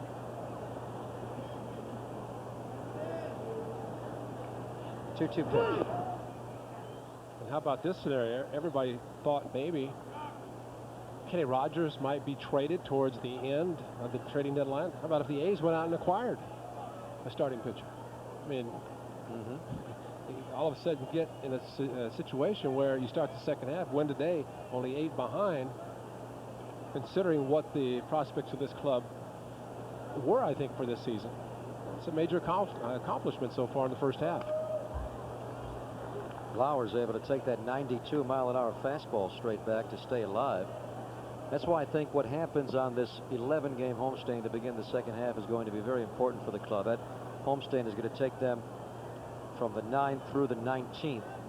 Of course, the trading deadline will be on the 31st of July, and then they may make a trade like you're talking about. If they have a good homestand, maybe beat the Angels twice more in Oakland, cut the lead down to 6 or 5 games by then. You're very much back in the race. Of course, you also have the wild card in baseball, but the A's right now are closer to the American League West leader, the Angels, than they are the wild card leader, the Red Sox. So you have to keep your sights set in the division right now. Long at bat here for Blowers, making Findlay work. Findlay got the first 2 outs routinely on Mitchell and Giambi. 3-2 again to Blowers. Blowers takes it down the line and right. A base hit. Coming over is Anderson. Blowers will go to second. Anderson fires. And Blowers with a hustling double with 2 outs. What a great at-bat for Mike Blowers. He was thinking double as soon as he hit the ball. He realized 2 were out, and it's going to be tough to get back-to-back hits to try to score him from first base. So he hustles into second to force Anderson to try to hurry his throw. Good at bat. Fastball up and outside. And there's the double down the line, and Garrett Anderson got to it as quickly as he could. Caromed off the wall. Did not really make the wall, but Anderson just couldn't get to it quickly enough.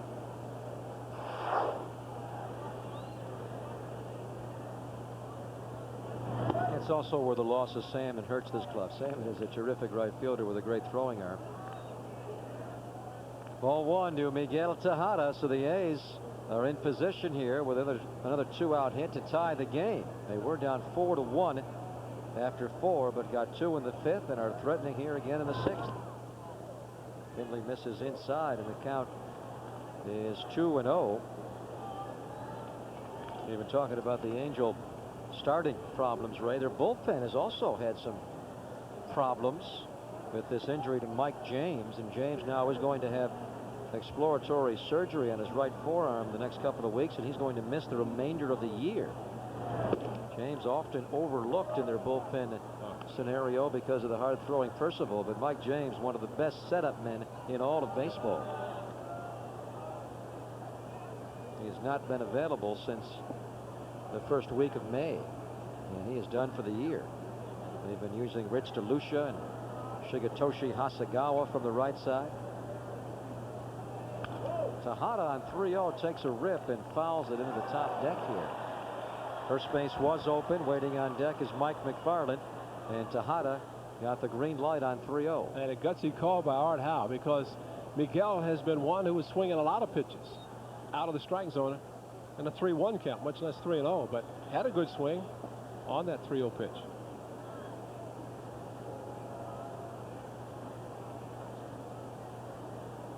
Three-1 now. Ball 4. He gets the walk anyway.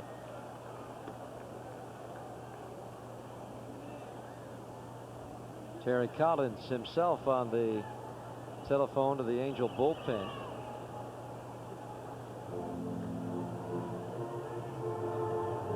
Well, you wouldn't think that just in the 6th inning, someone as strong as Chuck Finley, that there would be any concern to go into the bullpen to get somebody up, but the 5 pitches to Miguel Tejada were not the crisp fastballs that we have seen from the left-hander today. Former Giant Rich DeLucia gets up in the bullpen. Findlay has thrown 95 pitches so far today on this warm Southern California Sunday. Temperature at 80 degrees at first pitch.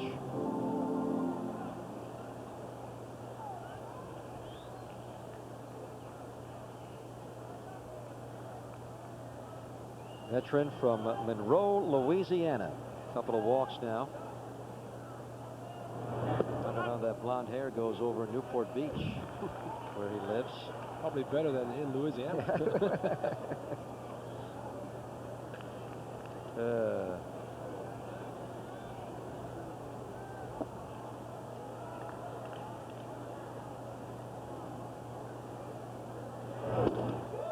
McFarland with a rip there. McFarland took a fastball to center field his first time up for a base hit. Next time up, he popped out to short. A's have the tying run on at second base in the person of Mike Blowers. Miguel Tejada also running at first. He would give the A's the lead.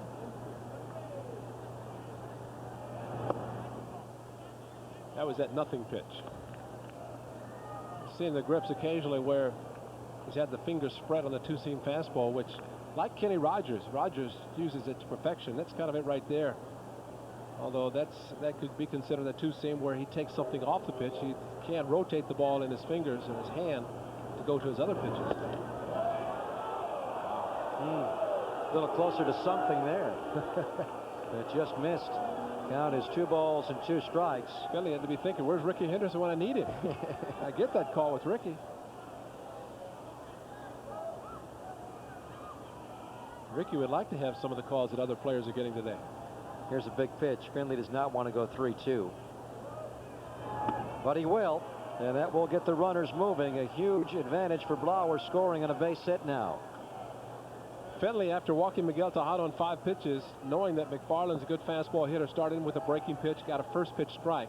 Now he's taking him to 3-2 with fastballs, some just missing. Will he go back to the 3-2 slider or try to challenge it? Let's find out. Fastball up. McFarland hits it into the top deck here. I think Finley has said in the past that he's been upset that he has not been pitching into the 8th inning, maybe completing the game. But he said, I also throw a lot of fork balls 3-2. We have not seen that many today, although he just walked a couple.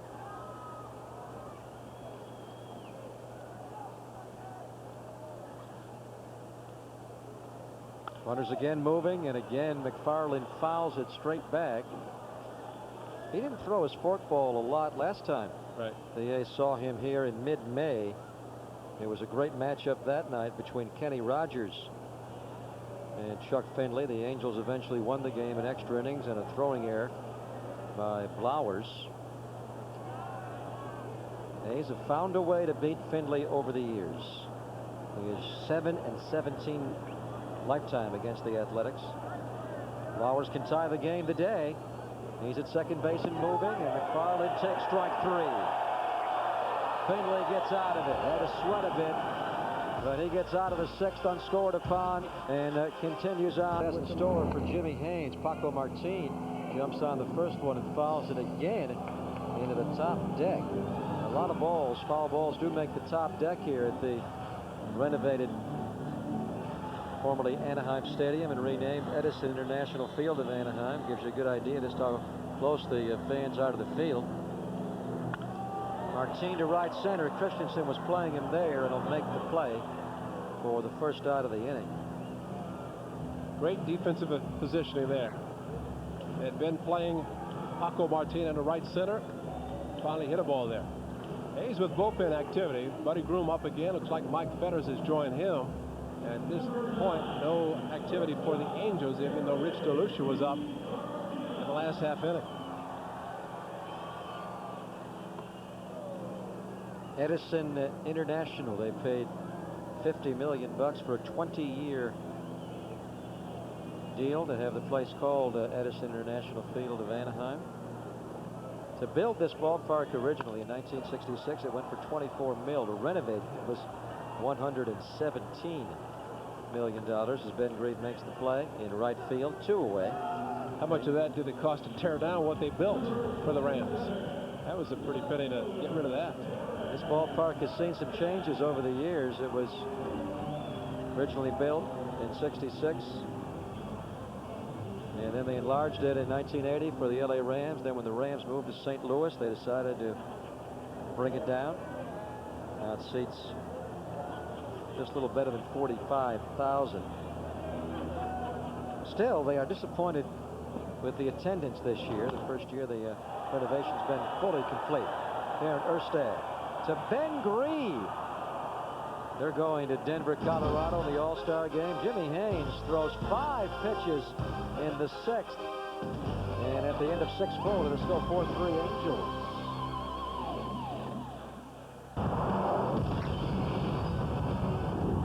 It's Baseball Thursday on Fox Sports Net. Fly away! The biggest bats. This is tag. Forget it. the best arms. He struck him out. And the stars of tomorrow hit the field every Thursday. He robs him of another home run. The National Game of the Week. Catch Baseball Thursday on Fox Sports Net.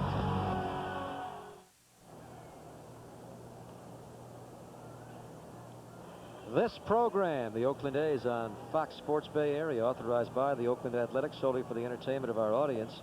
Any publication, reproduction, retransmission, or other use of the pictures, descriptions, and accounts of this game without the express written consent of the Oakland Athletics Baseball Company is prohibited. Now the siesta is over. Let's see what happens here in the 7th. Chuck Findlay had to work very hard in the 6th, but he got out of it unscored upon. But his pitch total now is over 100. This is pitch number 104. Ryan Christensen takes it low for a ball to begin the 7th, Rick. And the A's were able to get Jimmy Haynes in specifics, was able to get the Angels quickly, throwing only 5 pitches, 1, 2, 3 in the 6th. So Findlay has not had a lot of downtime here. He's not had time to siesta himself. Cecil Fielder, Mexican hat dance. He gets over and puts it away. 1 out here in the 7th. Christensen and his speed, not able to get on base. I think it's time that Ricky Henderson, who has had a tough day, especially the couple strikeouts called by Drew Coble on pitches that he did not think were strikes. So Ricky still with at least one more at bat to try to get something going with 1 out. Fouled out to the catcher to open the game, and then Drew Coble. And Ricky had some glaring going on. Especially his last at-bat. They glared at each other all the way into the A's dugout. So Ricky's going to swing. Strike 1. Drew Coble's been umpiring in the American League since 1982. And if he wants to, he can umpire to the year 20,002 or 22. It doesn't matter.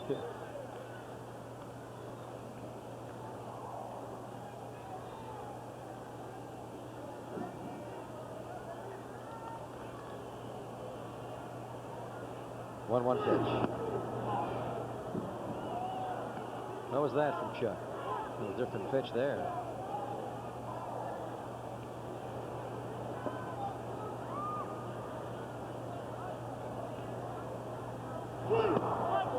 Nice fastball.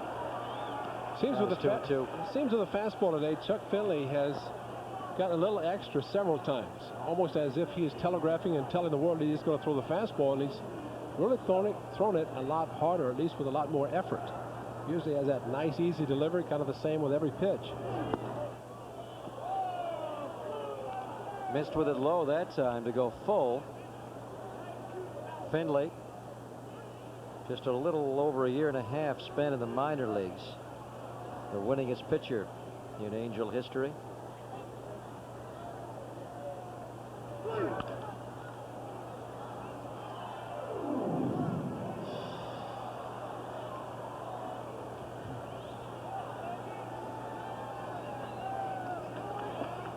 $23,208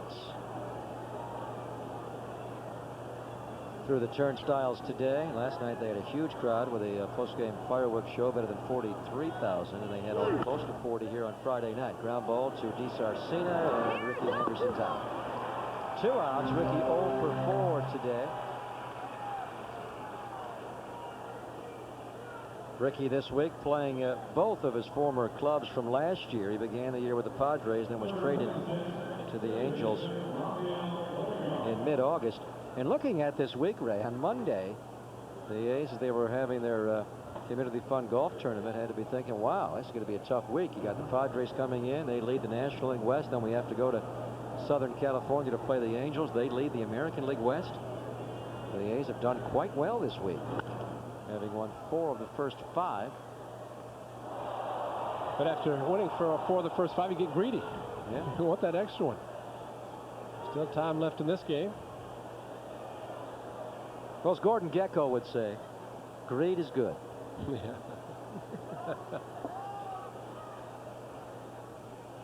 0-1 pitch. Born a goal. He pulls that one foul. Count is 0-2 on the A's second baseman today. He singled in a big run. Ground ball. Fastball he took past the dive of DeSarcina back in the 5th. That was the last scoring in the game. That made it 4-3.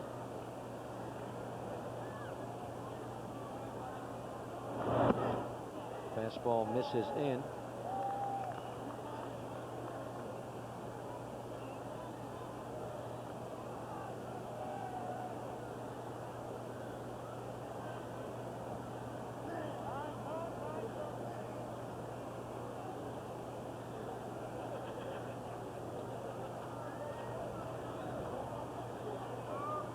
Art House heading to Denver along with Ben Grieve to take part in the All-Star game over the weekend, or this week, early in the week. Bornegal, lazy fly ball. Martin can't get it. It drops. Bornegal going to second. He'll make it. Nobody covering second base. Paco Martin looked like he was going to catch the ball. Then the ball began to drift on him, and there was nobody there to help him out. It drops. Really surprised that Edmonds was playing as deep as he was, that he was not able to get to that ball. Because he usually plays shallow, and as long as the ball was in the air, he should have been able to get to it. And with both infielders going out, that vacated second base, and Shipley, the third baseman, should have been over covering, or first baseman. And I think once Paco Martinez decided to catch the ball, Edmonds and DeSarcina backed off, and that was a tough play for the second baseman. Well, you could see him really begin to scramble the last 2 or 3 steps as the ball took off to his right. Of course, it's a costly 2-out, 2-base error by the second baseman Martin, who was normally very short-handed. This could be a big moment in the game now as Ben Grieve gets a chance to bat, and with a base hit, he could tie the game.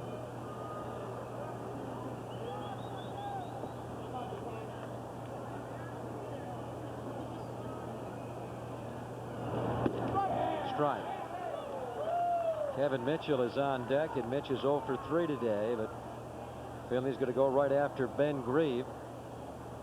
Finley is one of the toughest left-handers Ben Grieve probably will face this season because he has the assortment of pitches.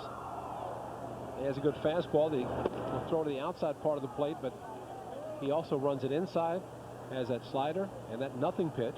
Probably will not throw the forkball that much, but I think at the angle in which he throws makes it tough on left-handers.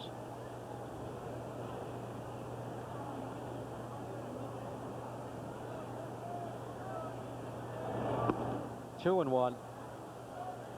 And this could quite possibly be Finley's last batter of the game. If he loses Grieve, you may see Terry Collins go to Rich DeLucia. DeLucia is not throwing any longer in the bullpen. He's just tossing every now and then. He is warm and ready. Also has to think about Matt Stairs, who would be available to pinch hit more than likely. We're assuming that anyway. And since Mitch is in the DH slot, Stairs could stay there. Those are the decisions managers have to make. Count goes 2-2 on Grieve.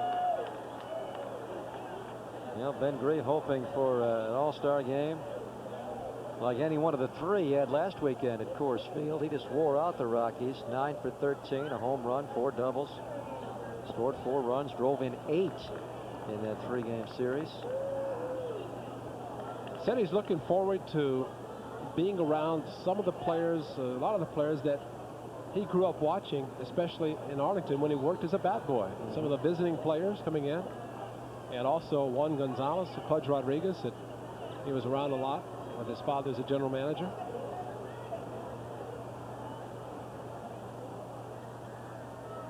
Two-two pitch. He takes it to center. Edmonds back, and he's going to get Ben Grieve again. So Chuck Finley gets Paco Martin off the hook. The 2-out error does not hurt the Angels. Will stretch, come back with the bottom of the 7th. Anaheim still lead it 4-3. 4-3 baseball game. Jimmy Haynes, after getting rocked for 4 in the 4th and then getting himself out of a jam in the 5th, and a 1-2-3-5 pitch 6th. So he continues now here, opening the 7th. Still down a run. He'll face number 2 hitting Craig Shipley, and he hits him to open the inning. And that's something he certainly did not want to do, as Shipley has been having a very difficult game in the batter's box against Haynes. Well, if ever a guy wanted to take one for the team, I think that was the case. Tough way to begin the 7th inning. That'd be it, for too. Jimmy. And it's going to be his last pitch. 98 pitches thrown. He threw 42 in the first 3 innings. And then he threw 50 in innings 4 and 5 combined. The 5-pitch 6th set him up to go deeper. But Jimmy Haynes' first half of the year is over. He will next start a week from today in the Coliseum against the Texas Rangers in the finale of that coming 4-game series. With Jim Edmonds scheduled to step in, a very tough left-handed batter, we are going to welcome in Buddy Groom for 3. They can get off the hook here as far as the loss. That'll be up to the bullpen. And left-hander Buddy Groom. Buddy will make his 41st appearance of the season. He has pitched well in July, retiring 6 of the 7 hitters he has faced. In fact, he appeared in each of the first 2 games on this series, going an inning both last night and Friday night. His first opponent, Ray, will be a tough guy in Jim Edmonds. That Art Howe probably saying, can you give me one batter today after working the last 2 games? And the one batter probably would be Jim Edmonds, because Mike Fetters is throwing hard in the bullpen, and a couple of right-handers. This is Jim Edmonds with the high fastball from Jimmy Haynes. Edmonds back to the 4th inning, the 4-run 4th, the only inning the Angels have scored today, but it was a big crooked number that they put up, the 4 spot, and that's keeping him in the lead right now.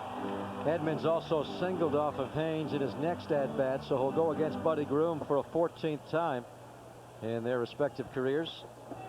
Over at first base is Craig Shipley after being hit by Jimmy Haynes.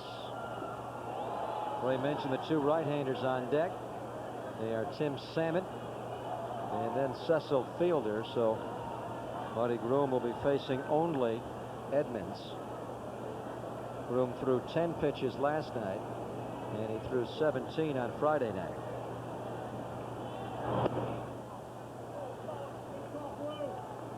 Groom did face Edmonds last night, and he got him on a ground ball to second.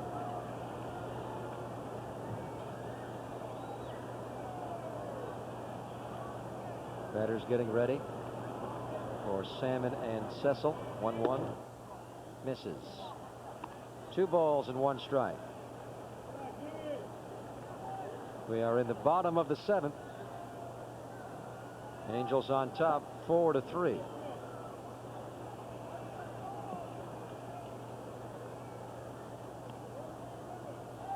Interesting, in the first couple of games of this series, Jim Edmonds, every time he swung the bat and missed, he just grabbed his right shoulder, his right arm, and kept it against his body as if he was in just terrible pain, but he's not been doing that today.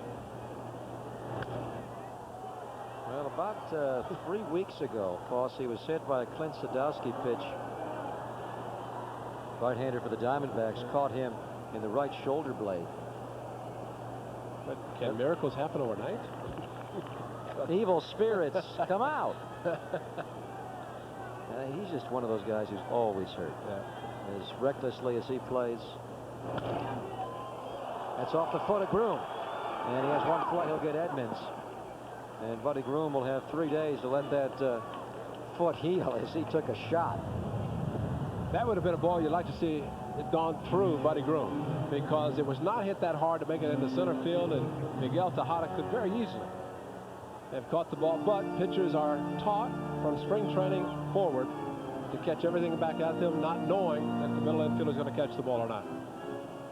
Buddy Groom gets his man, getting Jim Edmonds. It'll turn things over now to Mike Fetters. And this is a very pivotal stage in the game. If Fetters can get out of the bullpen, he'll be coming in. The best run producers in all of baseball. He'll be the first challenge. Then Cecil Fielder will be challenge number 2 against Mike Fetters, making not only his first appearance of the weekend, but Mike has not pitched since his 32nd appearance of the year, which was Tuesday against the San Diego Padres. Ray, that game we alluded to earlier, when he was the guy who saved the game ultimately. That was after some dicey moments, he had to pick Ruben Rivera off base to end the game and get that 12-10 victory for the A's. Well, you could say he's well rested, but it could also be well rusted. Yeah, we'll find out, I guess. Because that's tough. Relief pitchers, especially a guy like Fetters, likes to pitch on a regular basis and get work, steady work, that is. And Fetters didn't get much work even that day. He only got one guy out. That was the guy who picked off Rivera. He threw only 9 pitches. His 10th was the big one on the pickoff. So Jimmy Haynes responsible for Craig Shipley, who is now in the scoring position. Shipley's at second base, the longtime San Diego Padre. Art Howe had this matchup all lined up. Fetters versus Salmon. Angels leading 4-3. It also appears as though Chuck Finley will not be returning, Ray. They're going to go to the bullpen for the 8th inning.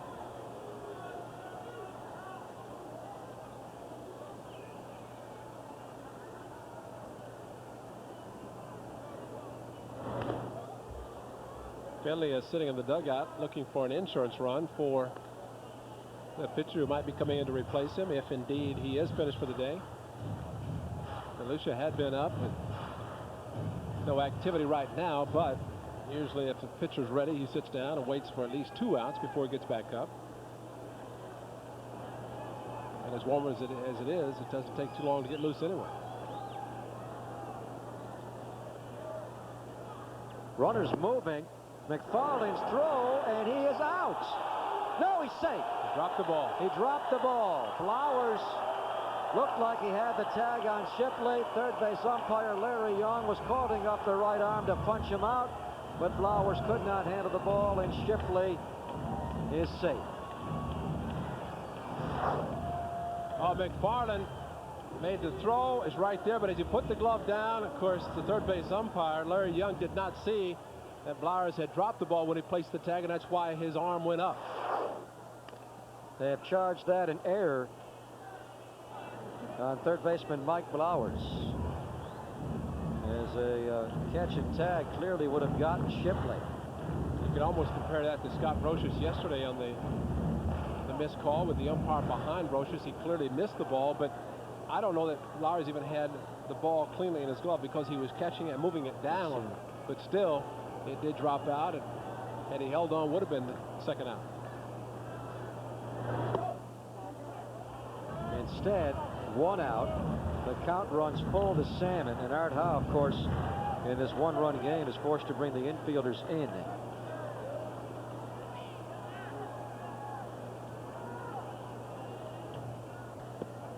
It is ball 4 on the bounce. Well, at least now they can drop the infielders back and go for the double play. David Mayshore going in to pitch run for Salmon. And Terry Collins might think more about sending a guy like Mayshore as opposed to Salmon, who can't run. Mayshore, the former Oakland Athletic and Bay Area product. Clayton Valley High School in Concord. With the A's for 7 years. Came up a little bit in '96, and he was up for the entire year last year.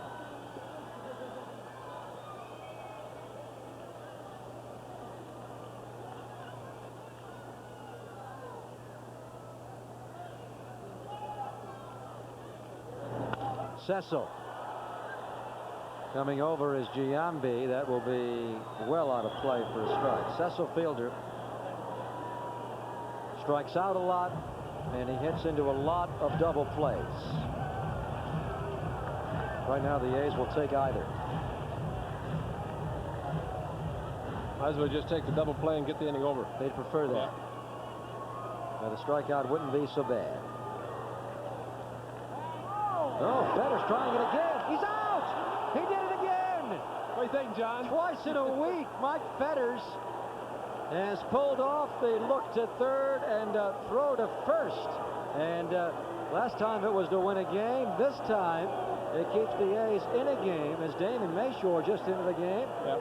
And he gets booed on his way off the field. And he wasn't stealing either. He just got caught. He was just moving off the bag. But the Mike Fetter's one of the best at doing this because he puts the honest-to-goodness fake and immediately looked, and G was there to make the tag. And you know this time, when McFarland gave him the sign for it, he knew what it was. Yes. Didn't have to use his thumb. The other day, he was not sure what the sign was. McFarland almost had to stand up and yell, throw to third, and then pick him off. Boy, big play by Fetters. Now he'll take the strikeout. With 2 outs, Cecil Fielder, who was struck out 79 times this year, the 3rd most in the American League. And he's down 1 ball and 2 strikes. 4-3, bottom of the 7th. The appeal. No, they're not going to get the call this time from Ted Barrett at first base. Count goes 2-2. Mike Fetters might go on the record book twice in the same week, fake to third, and get a guy going from first to second. His fans here might not boo anymore when they see that play attempted and unsuccessful. Damon Mayshore not happy. Just into the game to run for the DH, and he gets picked off. Cecil strikes out again. What a performance by Fetters. He picks off Mayshore. He strikes out Cecil, and the Angel rally in the 7th quickly fizzles. It is still 4-3. Minutes or so, or whenever this game is done, if we last a little longer here, we're going to bring you Hooked on Golf. This week, Mitch and John will look back on some of the great golf courses that they've traveled to around the Bay Area. Today at 4 o'clock. Greg Papa, Ray Fosse back at Edison International Field of Anaheim. The Oakland A's, who have won the first 2 games of this series, will look to come from behind today to get a sweep. They won on Friday night 10-6. Last night 8-3. Terry Collins, excuse me, Greg. Terry Collins obviously a little concerned about maybe going to the right-hander with Matt Stairs in the on-deck circle with Kevin Mitchell, the first hitter. So Chuck Finley is out on the mound, and it looks like he'll probably pitch to Mitchell and then Giambi, the left-hander. And we're told that Troy Percival, the closer, is warming up in the bullpen. And Chuck has thrown 121 pitches.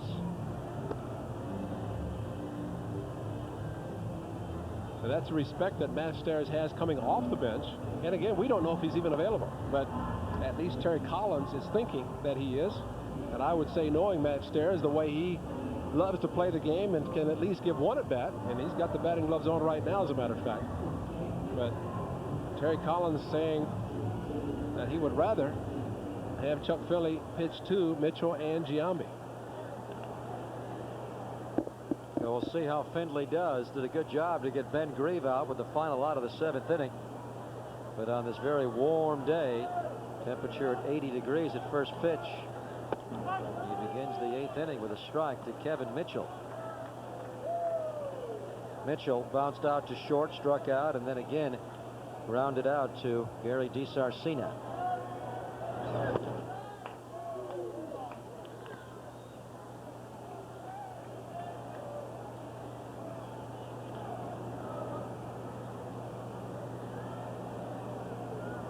One pitch. Count is 2-1. Looks like this becomes a possible 7 2/3 inning game for Chuck Finley, and if that is the case, he knows, even though he's thrown the number of pitches, that he can bear down, figuring it is 2 more batters that he's going to face. Not trying to stretch it out for a complete game. And Percival's well rested. Of course, he has not appeared on this series, and he will be going to the All-Star game, though.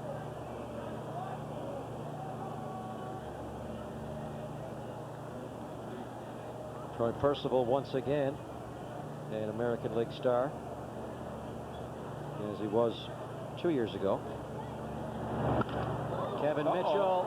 Kevin Mitchell. And he has tied the game with his first home run as an Oakland A. He has waited a long time for that. One of the great sluggers in baseball. One year hit 49 bombs. But here, on July the 5th, the last day before the close of the first half, Mitch hits number 1, and it's a big one to tie the game at 4. Well, the reason the A's signed Kevin Mitchell, showing up at spring training, hitting the 2 home runs, his presence in the lineup, especially with a left-handed pitcher on the mound, and he showed it today. with that huge presence. And again, the strategy in this inning, Chuck Finley trying to get through 2/3, 2 more batters. And so far it's cost him with that bomb by Kevin Mitchell. And now he can probably say to everybody, I've hit one, so you can't get on me anymore.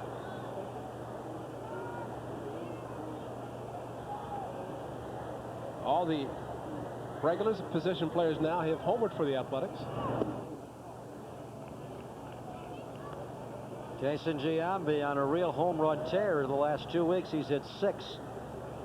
He has bombed each of the first 2 games of this series. Takes this one to left field, lashing a base hit. And the mere presence of Matt Stairs has forced Terry Collins to do something, Ray, I don't think ordinarily he would. And that is send a clearly tiring Chuck Finley back out here for the 8th inning. Looked like maybe a little bit of a hanging breaking ball. It was not a crisp fastball if it was, but pitch was up. And appropriately, Kevin Mitchell hit it to right center.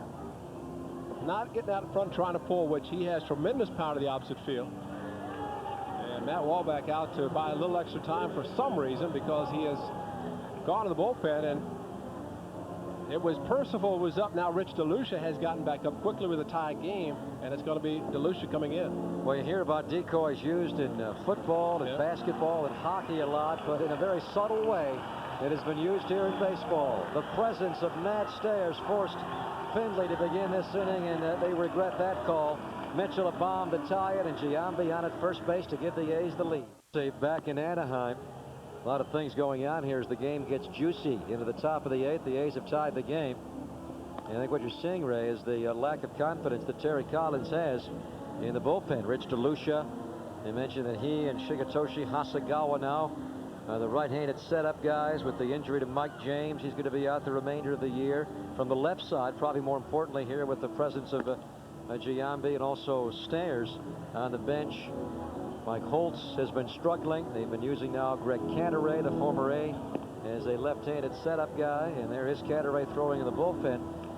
Collins clearly wanted to bypass the middle guys, go right from Finley to Troy Percival, and this time it bit him. It was open for the 2 outs because Mitchell, Giambi, then you go to Blowers, Tejada, McFarland, Christensen.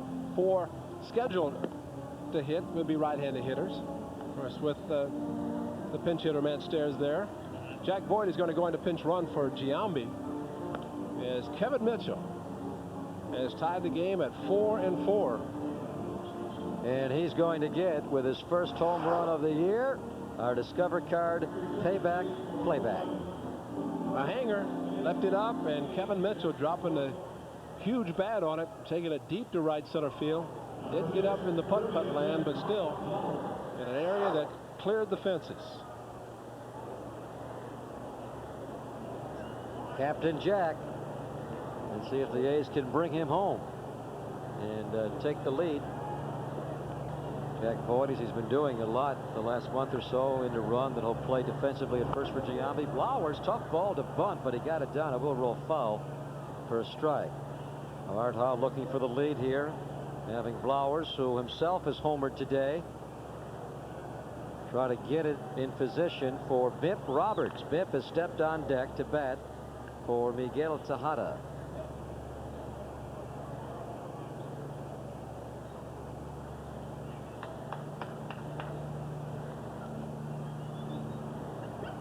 Flowers' home run, like Mitchell's, went out to right center field. And he's bunting again. And again, it rolls foul. Strike 2. Trying to force Cecil Fielder to field the ball. Figured that it would be the easiest way to advance the runner.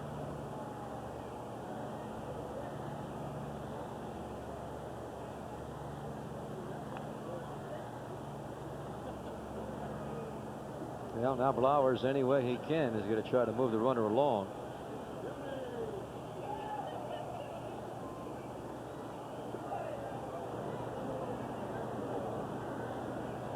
Rich DeLucia misses. 1 ball and 2 strikes. DeLucia came up with Seattle, then went to the Reds and Cardinals for a year each. He was a Giant for a year plus. Began last year with the Giants, then was traded to the Angels.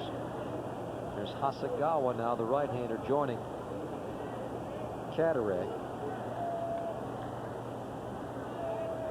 1-2 pitch. Count is 2-2. DeLucia had an interesting trade last year when he was with the Giants and traded to the Angels. The Angels were in town, so were the Giants. He just stayed in the same hotel, changed teams. At a Grand Hyatt, New York. He's got on a different bus. Good block by Matt Walbeck to keep Jack Boyd at first. Ooh, Flowers just got out of the way. DeLucia's not had a great year for Terry Collins, as the numbers we just showed you illustrate. He's also had some physical problems. Had some soreness in both his back and his rib cage area. Looks like the Angels are trying to keep the ball in on Mike Blower, as we saw it earlier, with the home run, trying to get it in and missed. Now with a 3-2. See if Voigt goes. He goes. Blower strikes out. Ball bounces. Safe. Jack Voigt gets to second base. So the A's have the go-ahead run in scoring position now. Blower strikes out, and there's one away in the top of the 8th. After the fastball in, throwing the slider outside and fooled Mike Blowers, but the off-speed pitch, and also the fact that Paco Martin did not get over to cover second quickly enough, trying to hold his position with the possibility of Blowers going to the opposite field. And because he was not there, had to dive for the ball just to keep it from going into left field or center field. That'll bring on Biff Roberts. Last weekend in Colorado, Biff had some big hits, and the A's come from behind victory over the Rockies.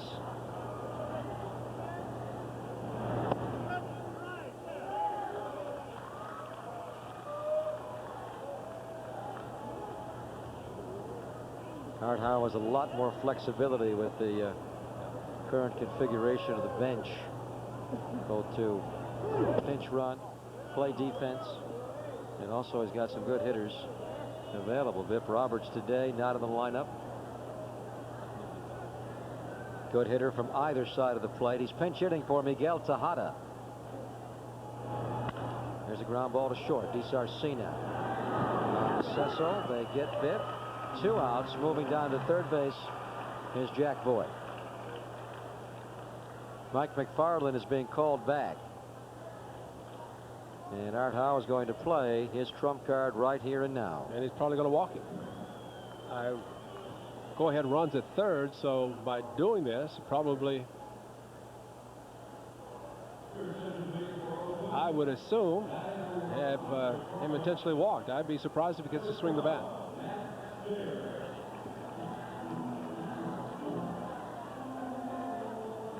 Terry Collins, he's bringing in the left-hander. Go to the lefty. No, it certainly would appear as though he's going to pitch to Matt Stairs. He's going to bring in Greg Cadaret to pitch to Stairs, even though he could elect to walk Stairs, and then pitch to Ryan Christensen with DeLucia. Interesting call. I know what you would do, and now we know what Terry Collins would do and will do. We'll find out how it plays out. Greg Papa, Ray Fosse back with you. The A's have come from down 4-1 to tie the game here in the top of the 8th. Now they want the lead. Art Howe bringing in Matt Stairs to pinch hit. Matt not in the starting lineup last night, not in again today because of the calf/Achilles injury he has, Ray. But he is available to pinch hit, as you mentioned, and in a very interesting call, Terry Collins elects to pitch to Matt Stairs, and he does so with his new left-handed setup man, former A Greg Cadaret. And he has Troy Percival heating up again in the bullpen, and I don't know, the way Matt Stairs hits left-handed pitchers, it's an interesting move. That's all I can say. I think from the A's standpoint, if Matt were going to be intentionally walked, McFarland against the right-handed DeLucia, that's what's so great about this game, because all the different moves that managers make, and sometimes by the book, sometimes not. They make moves, and let's see who wins in this battle. If Greg Cadaret intentionally walks Matt Stairs, then we are all in trouble, which he's not going to. Well, why would he bring in the left-hander? He's going to bring in the left. He's going to bring in the left-hander to pitch to Matt Stairs, the one batter, and Matt gets on, maybe without driving the run, maybe even if he does drive in the run. Looks like Percival is going to come in. Well, here we go. Cadaret throws a strike to Matt Stairs. Greg Cadaret back in the big leagues. He has played for 10 organizations in the past 6 years, mostly at the AAA level. He began this year, the first month of the year with the Angels, as a mop-up man. But with Mike Holtz struggling, he's become their #1 setup man from the left side. And that was almost a wild pitch. Good stop again by Matt Wahlbeck. Actually going out and catching the ball as it skipped.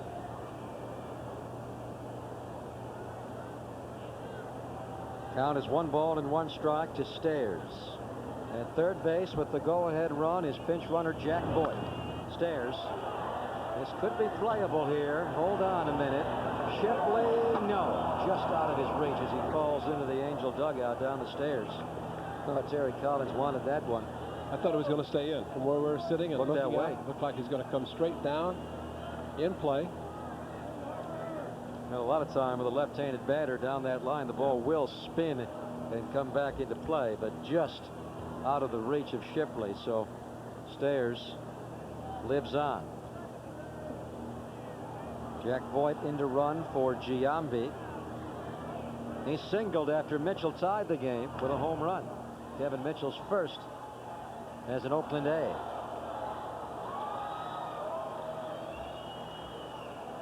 Greg Cadaret 3 innings on Friday night in relief of Olivares, who went just 3 2/3 innings. Jason Giambi took him deep.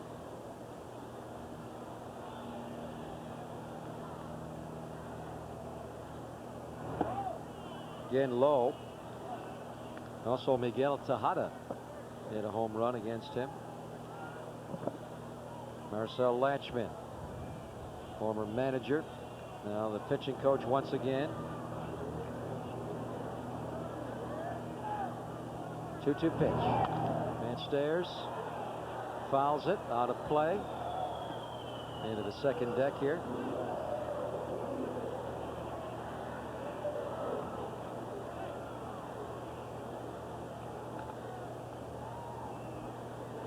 A few more than 23,000 on hand for the game tonight. The Angels are on pace to draw 2.4 million.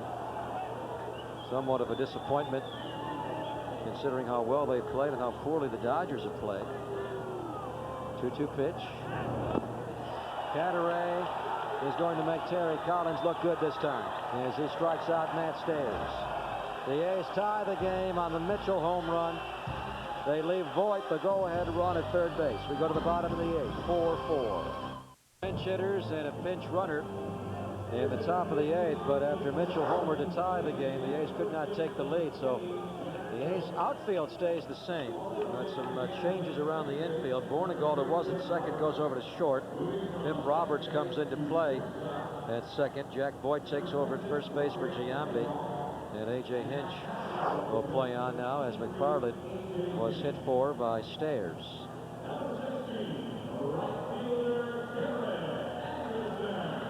The pitcher is still Mike Fetters, and he'll be facing Garrett Anderson, Matt Wahlbeck, and Norberto Paco Martin. Keep in mind, Art Howard has emptied his bench with the moves he made at the top of this inning. There are no available bench players. Always worried about a possibility of an injury, but keep in mind the designated hitter could always come in, and if the catcher gets injured, Jack Voigt is at first and Kevin Mitchell could go to first, and A's would lose the DH, but Voigt would at least be able to be the emergency catcher if that were to happen. Well, he was down there today in the bullpen catching Tom Candiotti. That one misses. Count is 2-1 strike. Anderson on base 2 out of 3 times today. Walked his first time up, bounced to second, and singled to right. All against Jimmy Haynes.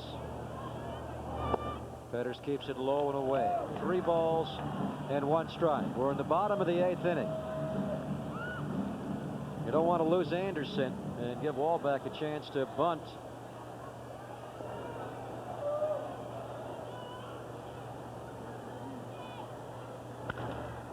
Taken down the line. Ricky's going for it. He will not get it. It will bounce into the crowd for a ground rule double. What a shot there by Garrett Anderson. That ball was really tagged down the line. Well, you fall behind a hitter, it changes his whole outlook and what he wants to try to do. And Anderson, who goes so well opposite field, the A's have seen that throughout his career. And the pitch was up and tailing away from him, which is perfect for him to go to left field. And the ball was tailing too much away from Ricky Anderson, sinking. He thought he might have a chance, but did go into the seats. So Garrett Anderson opens the 8th with a tremendously important double. The batter's Matt Walbeck, who walked down the third base line, and Larry Bowa whispered into his ear, and I think we all know what he whispered.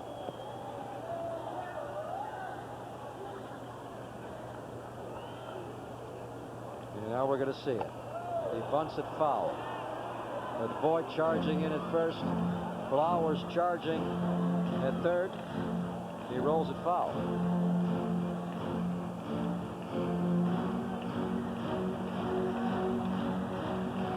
Terry Collins obviously does not feel that with Mike Fetters pitching, that Walbeck can pull the ball, but Fetters, with a lot of pitches going down, you figured he would be able to open up as he is and get on top of the ball to pull it the right side. Yeah, one more in those, Mike. Yeah, they're getting on him, but he picked off Damon Mayshore to help get the A's off the hook in the bottom of the 7th. A huge play. 0-1 pitch. This one's down. Fetters goes to third. He's out. He did it again. Another huge defensive play by Fetters as he gets Garrett Anderson. Might as well give him the Gold Glove for the year with those plays. Well, that is a time that you try to get the lead runner. Early part of the game, you don't want to open up a big inning, but let's give him the Hoover pickup of the game with his outstanding play. A bunt right back to him. He had to make the decision himself to look. The third had plenty of time to get the runner going to first if necessary. But Mike Blars, that left foot was down. Looked like he tried to block Anderson and maybe hurt the left foot, as he is at least thinking about it, but not much, because he got the lead runner. Terry Collins is going to send a pinch hitter up. Longtime 4th outfielder Orlando Palmeiro will come in, and he'll bat for Paco Martin. Justin Bachman is also available to run if they maybe move Walbeck into scoring position. Bachman, the Bay Area product, the fastest guy on the club.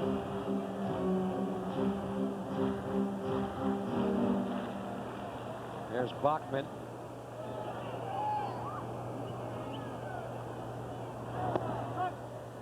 Mike Fetters misses.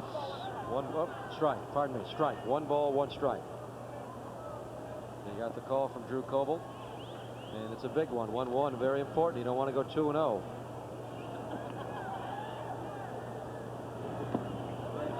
Count is 2-1. That third pitch is also crucial. A lot of pitchers theorize that the 1-1 pitch is more important than the first one. They always say get ahead of it a strike, but Greg Maddux, for one, thinks that the 1-1 pitch really sets the tone for the entire at-bat. It's so important to go 1-2 as opposed to 2-1.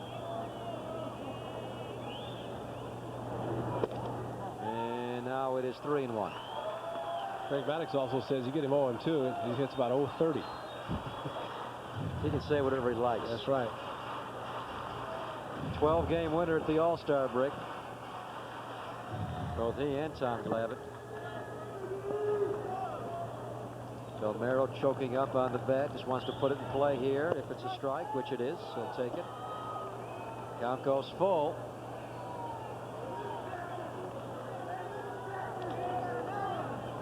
See if Walbeck gets going here. Palmeiro normally puts the ball in play with that shortened approach.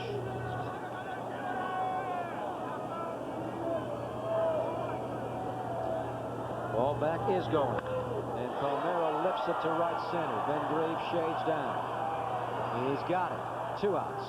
And that's exactly what you want Palmeiro to do. Hit the ball in the air. Choking up as much as he does in that short stroke, he's not going to hit it that far.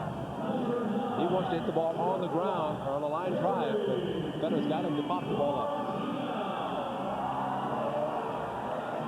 Gary DiSarcina came through with a big 2-out hit in the 4th inning. He doubled the left center to bring in their 4th and final run that inning. The Angels got all of their 4 runs in the 4th. Bachman's going in to pinch run. He's going in to play second. And Terry Collins again hoping for that extra base hit, which probably would have scored Matt Walbeck anyway, but at least with Bachman, he figures that he'll easily be able to score an extra base hit.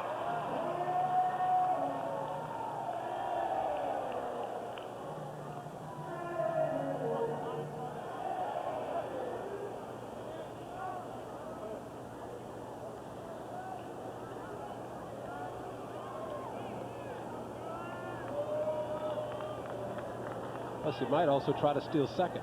That's exactly what I was thinking. Bachman, an accomplished base stealer in the minor leagues.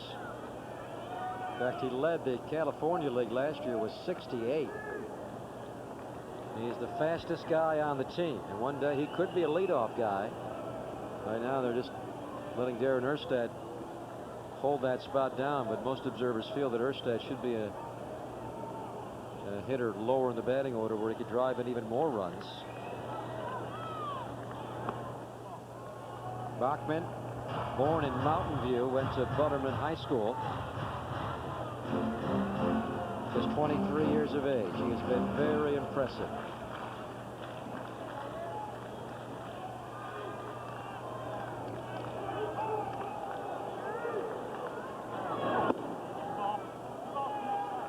Missed with that pitch. Mike going to the slide step so he can get rid of the ball quicker, get it to the plate, but he's not been able to throw the strike to a guy who likes to swing the bat, in DiSarcina. Count is 2-0 to DiSarcina. He rips it foul way out in front.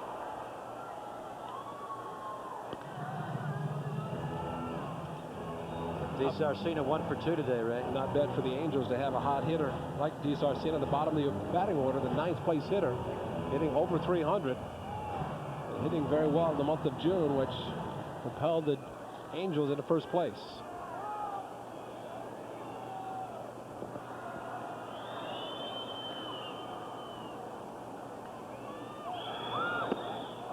Big rip. Count is 2 balls and 2 strikes. Good pitching there by Fetters. After falling behind, he gets even. Now we'll see what Terry Collins does with Bachman. It's a good count to run on. Ball back in Edmonds. Time right now to get the hitter too. If Bachman does run, sometimes you might see a pitch out on a 2-2, but Bachman's speed and no guarantee to throw him out, that automatically puts the runner in scoring position when you can go right after the hitter and try to get him out. Angels have lost 4 in a row and 6 of their last 8. Well, the A's have won their last 3. Bachman's going, and DiSarcina just a piece to stay alive. So Terry Collins does have Bachman on the move on the 2-2 pitch.